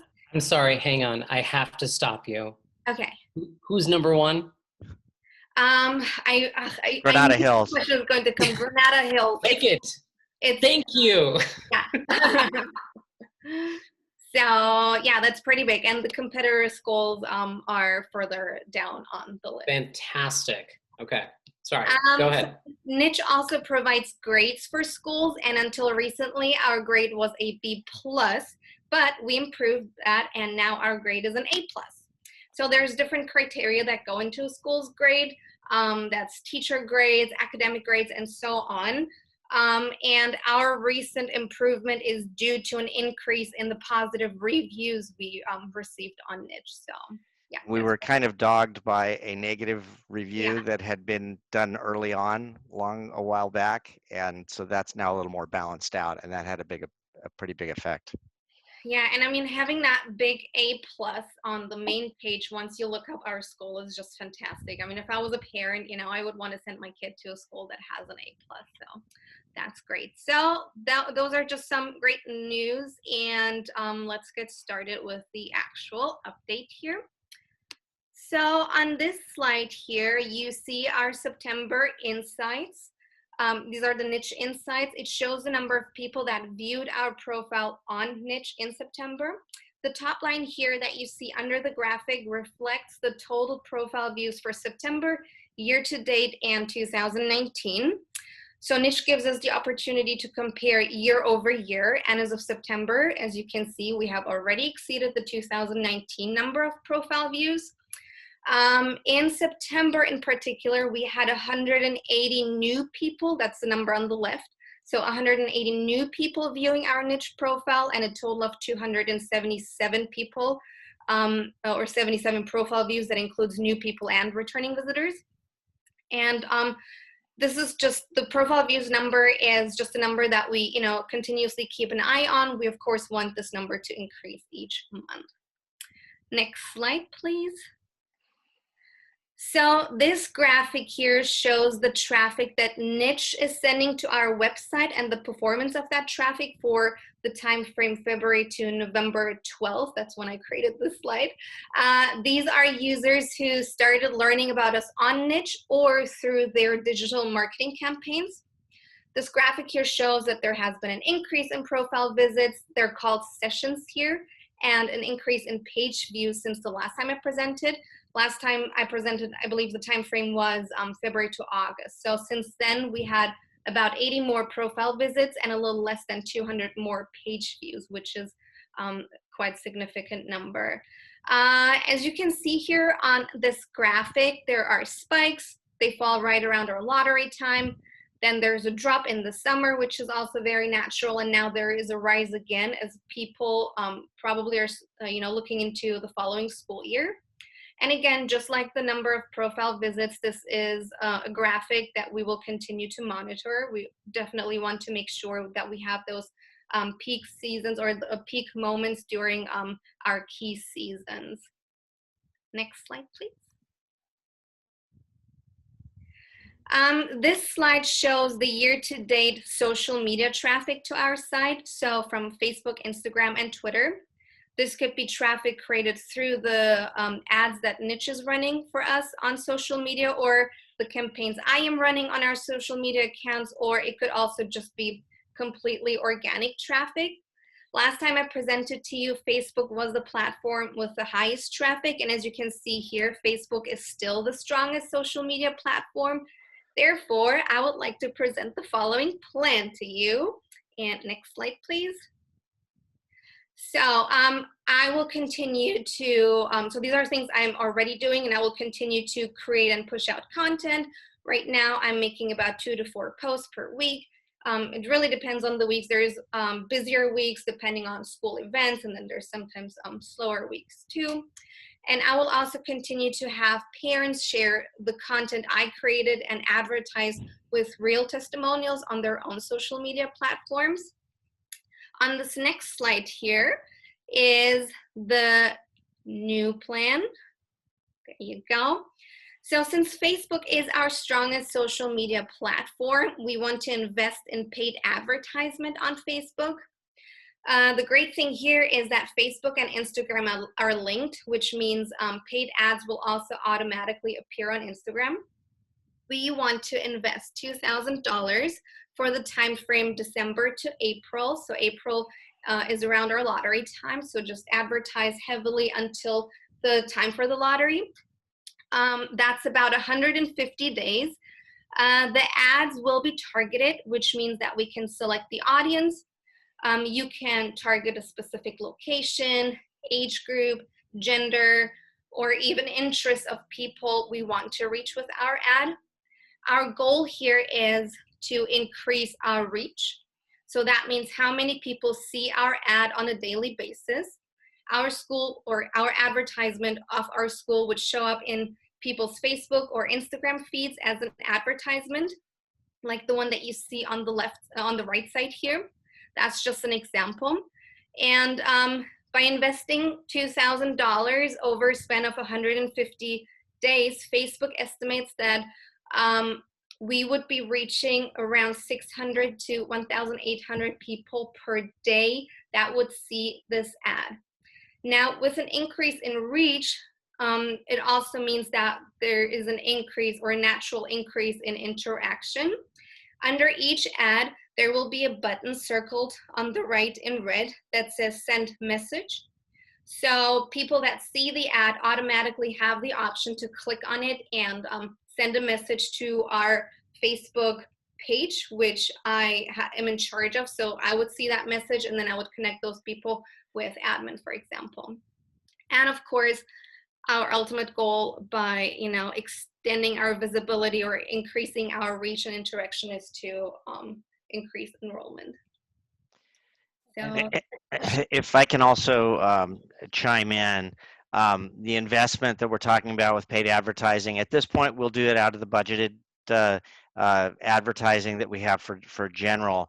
We may come back later on in the year and ask to increase that if we find that it's been successful, and I don't want to have to curtail the other advertisement budget, but we didn't quite spend all of it last year. I don't want to push it forward at this point. The other thing I want to mention is that Nazmia, as the coordinator, I think Danielle referred to this last time, is that there's usually a person or a team that does the things that she's doing. I am going to relook at the coordinator level that she is working, because this is an additional work that we had not anticipated when we originally started the year. So I'll be coordinating that with her, but I'm trying to make it commensurate with the changed amounts we had with coordinators from last year as we rolled into this year's budget. So this is where we're hoping to put some funding and focus it on Facebook. And again, I appreciate Danielle for your weighing in and kind of guiding us and talking us through some of this. I know this is your particular area of expertise, so just much appreciated. Thank you, Chris, Nazmi, and Danielle.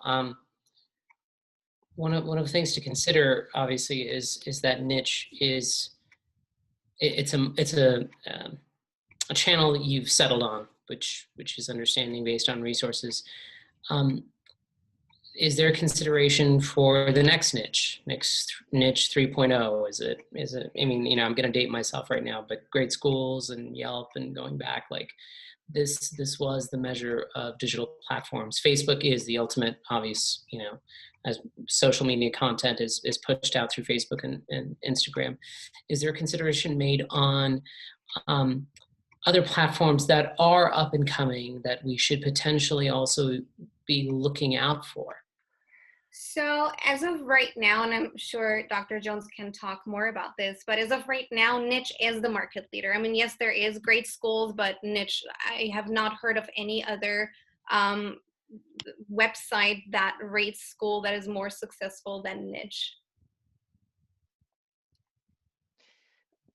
You know, the other piece of this is, you know, for social media, we looked at both, you know, that Facebook was definitely where our people are, and so, but we were able to make that work with Instagram, linked with Instagram, which is a great bonus because Instagram we push things out through, so it really kind of matches for us. Google itself is also a piece of this, and at some point we may want to look at advertising in Google, but the cost is much higher, and the whether, you know, the amount of control that we have with the Facebook postings. Right now we want to see how that works and then look back on it and say, did it work?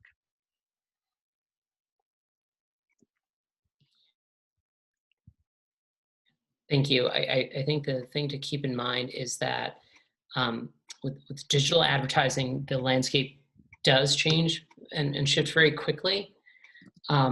There's something to be said about, you know, the tried and true Facebook and Google, you know, that people will automatically always trust. And you know, with Niche, it's, you know, there's not a risk because we're not spending hundreds of thousands of dollars, even tens of thousands of dollars. But I think it is important to keep in mind that we need to, you know, be aware that, you know, this is a landscape that does change quickly and dynamically, and we need to always be on the lookout. You know, something to just think about is Sprout Social, you know, Apex Learning, stuff like that just they're challenging niche right now. And, you know, if you know, bird in the hand is worth two in the bush, I think it would do us more service if we started thinking about Google and what more we can do in Facebook and Google than we are today, than being limited to one specific area. So just something to think about. But I think this is great, and obviously you guys are committed, and I'm just happy to see this and to see some data that says, hey, we got people that are, you know, not just being relayed to our social media presence, but just the fact that, you know, we are, you know, when we devote our resources to it, that we go from a B to an A+, and that we are number 2. So, you know, I'll definitely be looking for next year, actually next 2 months when we're number 1. So Godspeed, Nazmian. They don't adjust them, only annually. Ha, perfect. Frank. Yeah, I think this is fantastic. You know, it's you know, if you reach between 600 and 1,800 people a day, and let's just hypothetically assume they're not coming, you know, these are all new people, you're reaching about between 90 or 270,000 people who are interested in the school. For a, you know, let's not count repeat clickers, right? Or maybe it's half of it. Be that as it may, you know, spending $2,000 on advertising, I think that's a great return. The critical element is then, which is the follow-up, you know, after the awareness, you know, how do we convert the awareness into actual, you know, seats in the chair, you know, and signing up for lottery, and what's the ultimate goal of it, right? So, I mean, even if we spend $10,000 on advertising all across, you know, the entire year, that's the revenue of one student. So I think we're in a good spot. I would encourage, and maybe Danielle can chime in and tell us, what's the conversion rate is of an actual Yeah, buy. I mean, I'd be happy to, because I was actually going to touch on that. The point of social media is not to put people in chairs. The point of social media for a brand even is to create brand awareness, brand affinity, brand recognition. And when you talk about advertising or social media and brand relevance, you have to touch somebody 6 times to really register with them. Like, it's called the rule of 6 in advertising. And so when you talk about people coming back, those are actually good things. So you don't always want the unique clicks. You want people coming back. It means that you've retargeted them, and it means that they're coming back and there's still interest. So that's the point. I mean, it's really hard. I work for a brand, and I have to say, huge props to Frau Akbaba, because this is somebody's full-time job. In fact, it's like more than one person's full-time job. There are many people who handle Facebook ad buying, Google ad buying, SEO, and I could talk all day about this if you guys want. I could lead a seminar. But the fact that one person that is doing this and teaching 2nd grade and doing all of this stuff and sourcing content that looks really good, I have to say that's a hard piece, is sourcing content that looks professional, diversified, isn't just about selling the school. It's, if you look at the Instagram feed, which I do, big fan, the content is all about, what the kids are learning, what they're doing, imagery, what their art lessons were about, the lesson that went along with it. So to that degree, it is selling the school, but in a really subtle way. You're talking about the brand of Goethe in a really organic way that's really reaching people. But I do have pause when people say, how is that converting into people in seats? Because we don't know. Because you don't know how many people are seeing that and then applying in, January when applications are available, or how many people have gone on a tour based on that. So I do think it's really difficult to measure it in that way, to be honest. There's really no way to prove it. Just like at a brand, it's really hard to prove that somebody went and purchased unless you have an ad that's shoppable. So unless you had something where it was like, apply here, click, which by the way is never going to work, just going to be honest with you, you can't prove it. But you kind of want to see, like, okay, what kind of reach are we getting? So I just scrolled through the Instagram feed just because that was available to me over here. And, you see kind of clicks and likes and comments going up, and that's good. That means that people are engaged. And, not to repeat myself, but I also want to say that the imagery that's being sourced, and I know that some of it's coming from parents who are like really amazing photographers, like that's a lot of work to like get those photos from them, to source them, to write all of that content. So I just want to I'm super protective of this, I got to say.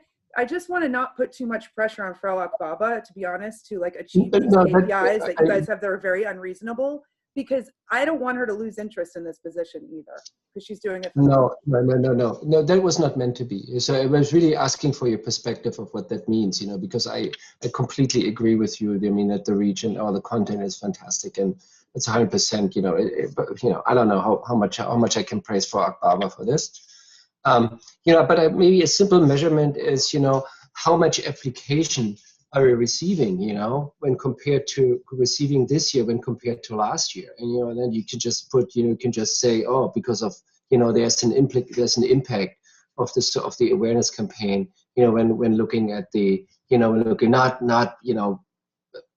specifically and converting it to it. Right. This was more a professional question to you, what it means, like brand awareness, and then converting it into actual buys if there is not existence. But I mean, you could probably very simply measure it by received applications, in addition to, or maybe you get the same applications because you couldn't do an actual tour, right? Which would be a success by itself, right?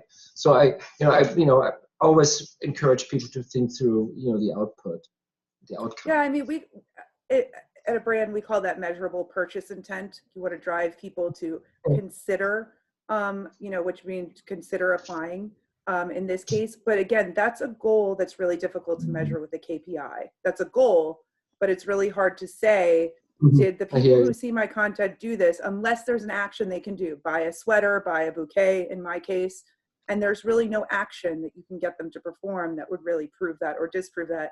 But if you did something like when people go on tours, oh, do you follow us on Facebook, Instagram? You should, or whatever. You can kind of have that conversation. But it's hard, again, to prove it. One thing I do want to mention, though, when we talk about, I know I sent an email to Dr. Jones about this, when you talk about like the application process, our application launches a little bit later than our competitor charter schools. So, you know, WISH's application and Ocean Charter's application launches earlier.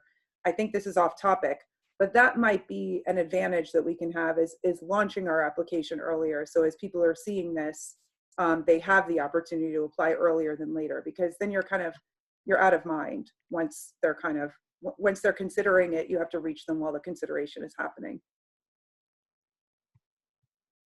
Thank you, Danielle. Pete? I'm good, thanks. Beacon? I just want to say thank you for all you do. Yes, I want to repeat that. Thank you, Nazmia.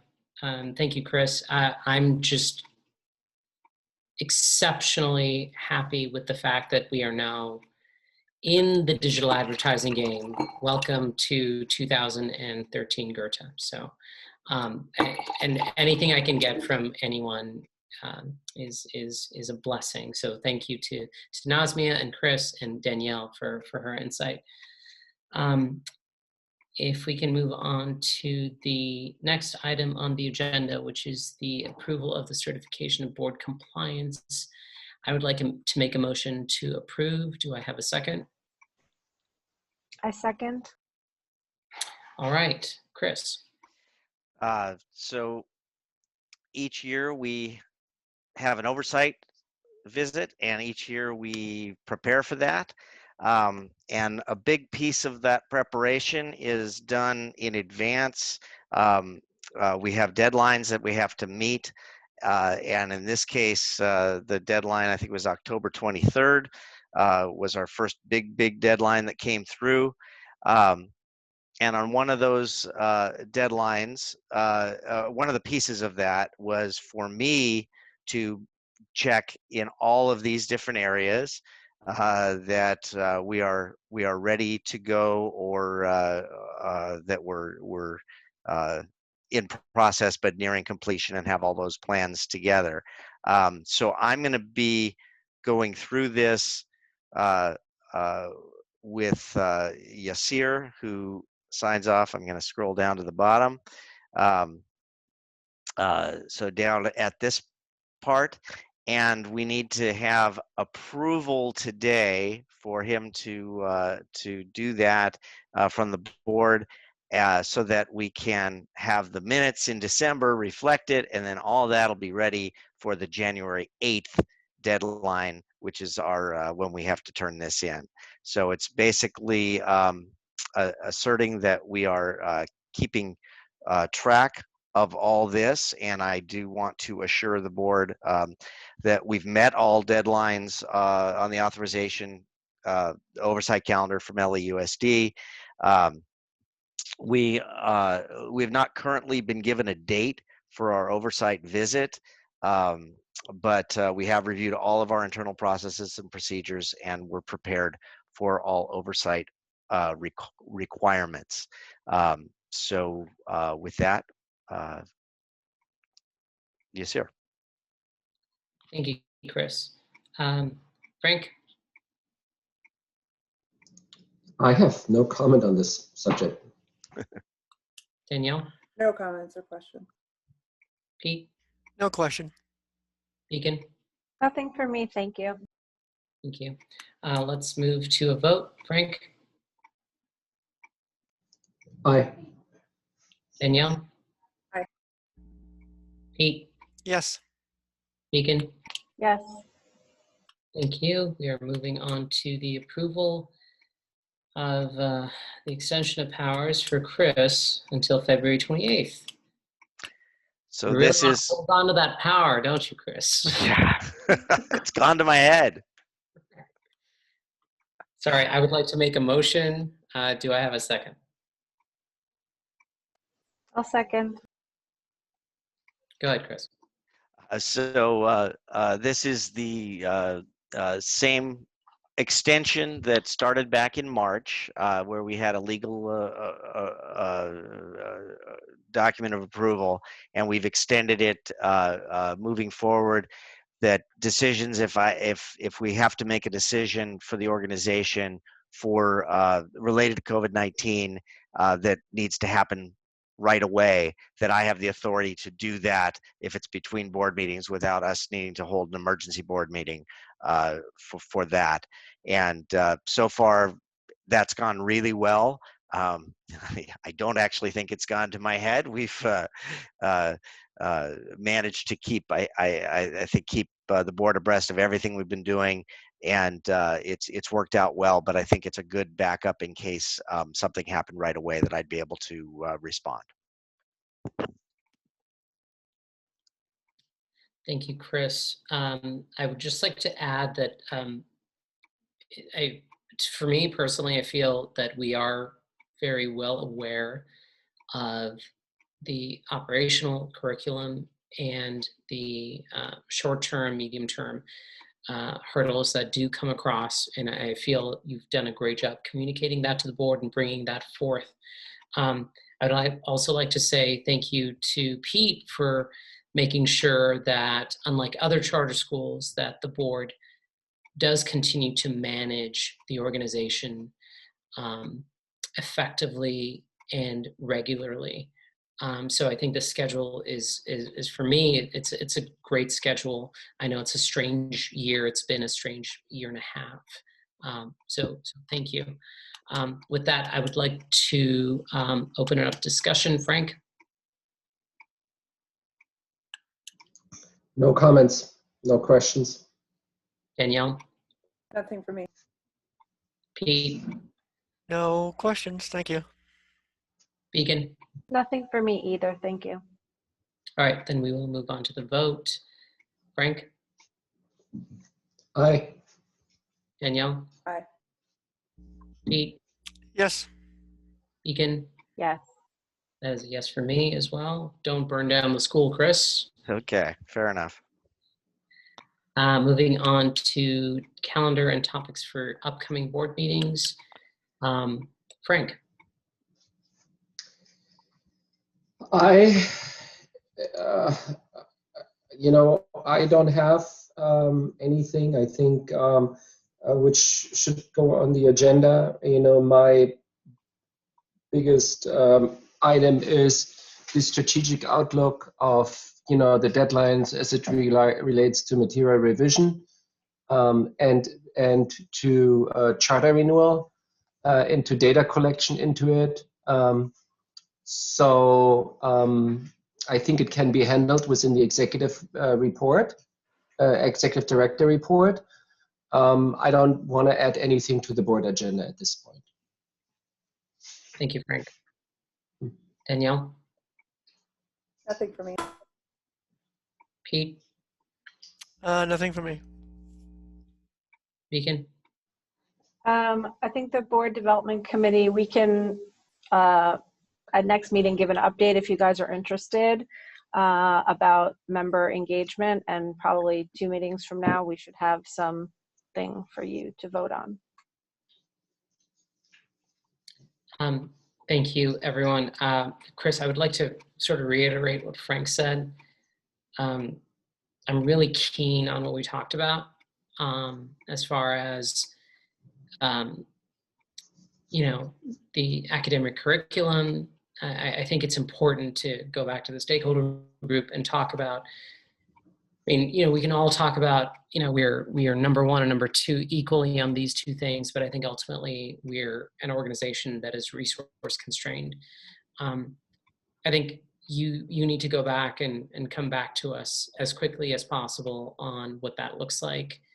I'm very keen on it. So can you clarify? I want to be sure I understand specifically what you're referring to.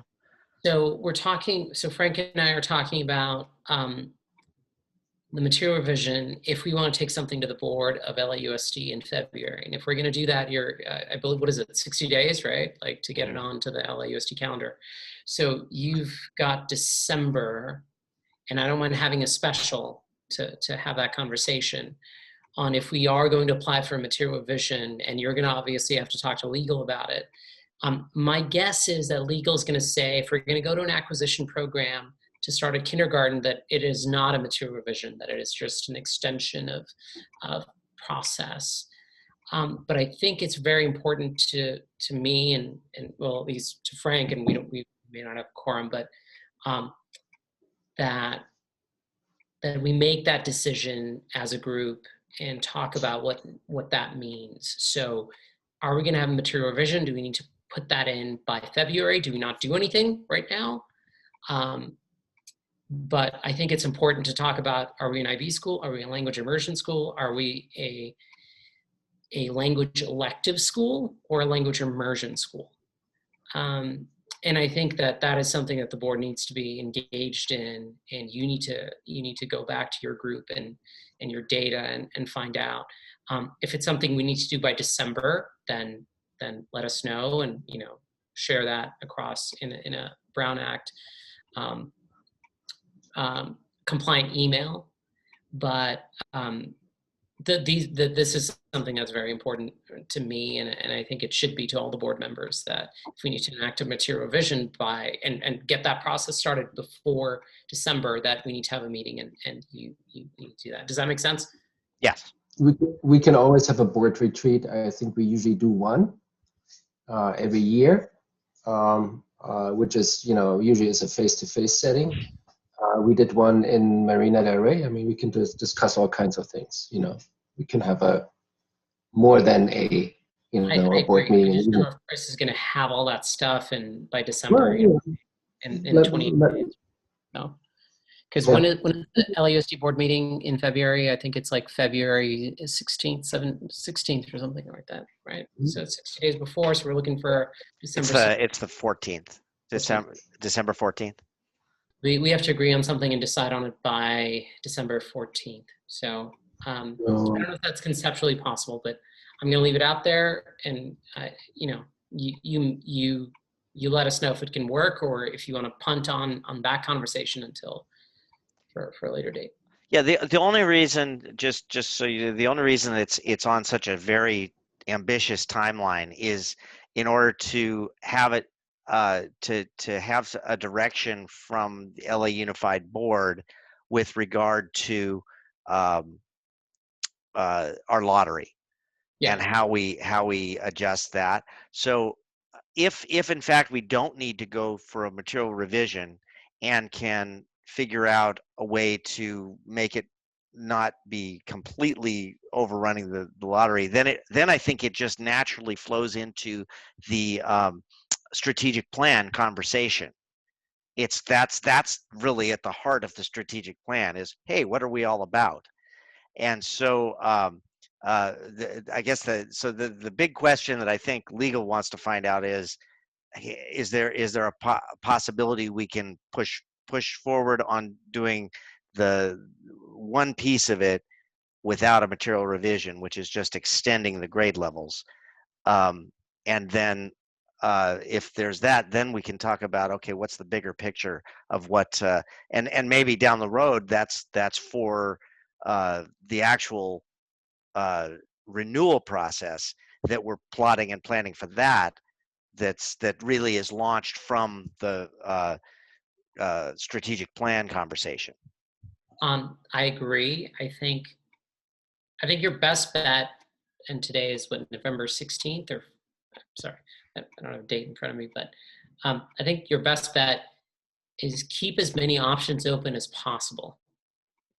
And there's a lot of resource that's going to go into having those more complex conversations that requires you to go out and get us data and make those recommendations that you feel are appropriate.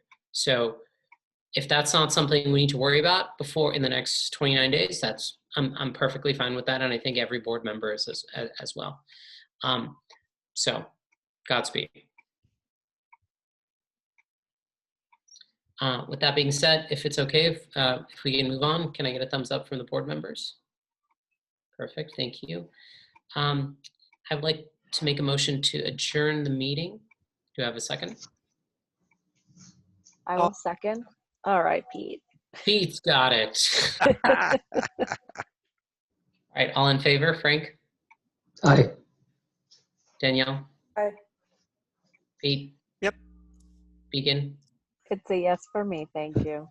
And that is a yes for me as well. Meeting is adjourned at 8:20 p.m. Thank you, everyone. I will see you guys soon. Have a good night, everybody. Thank you.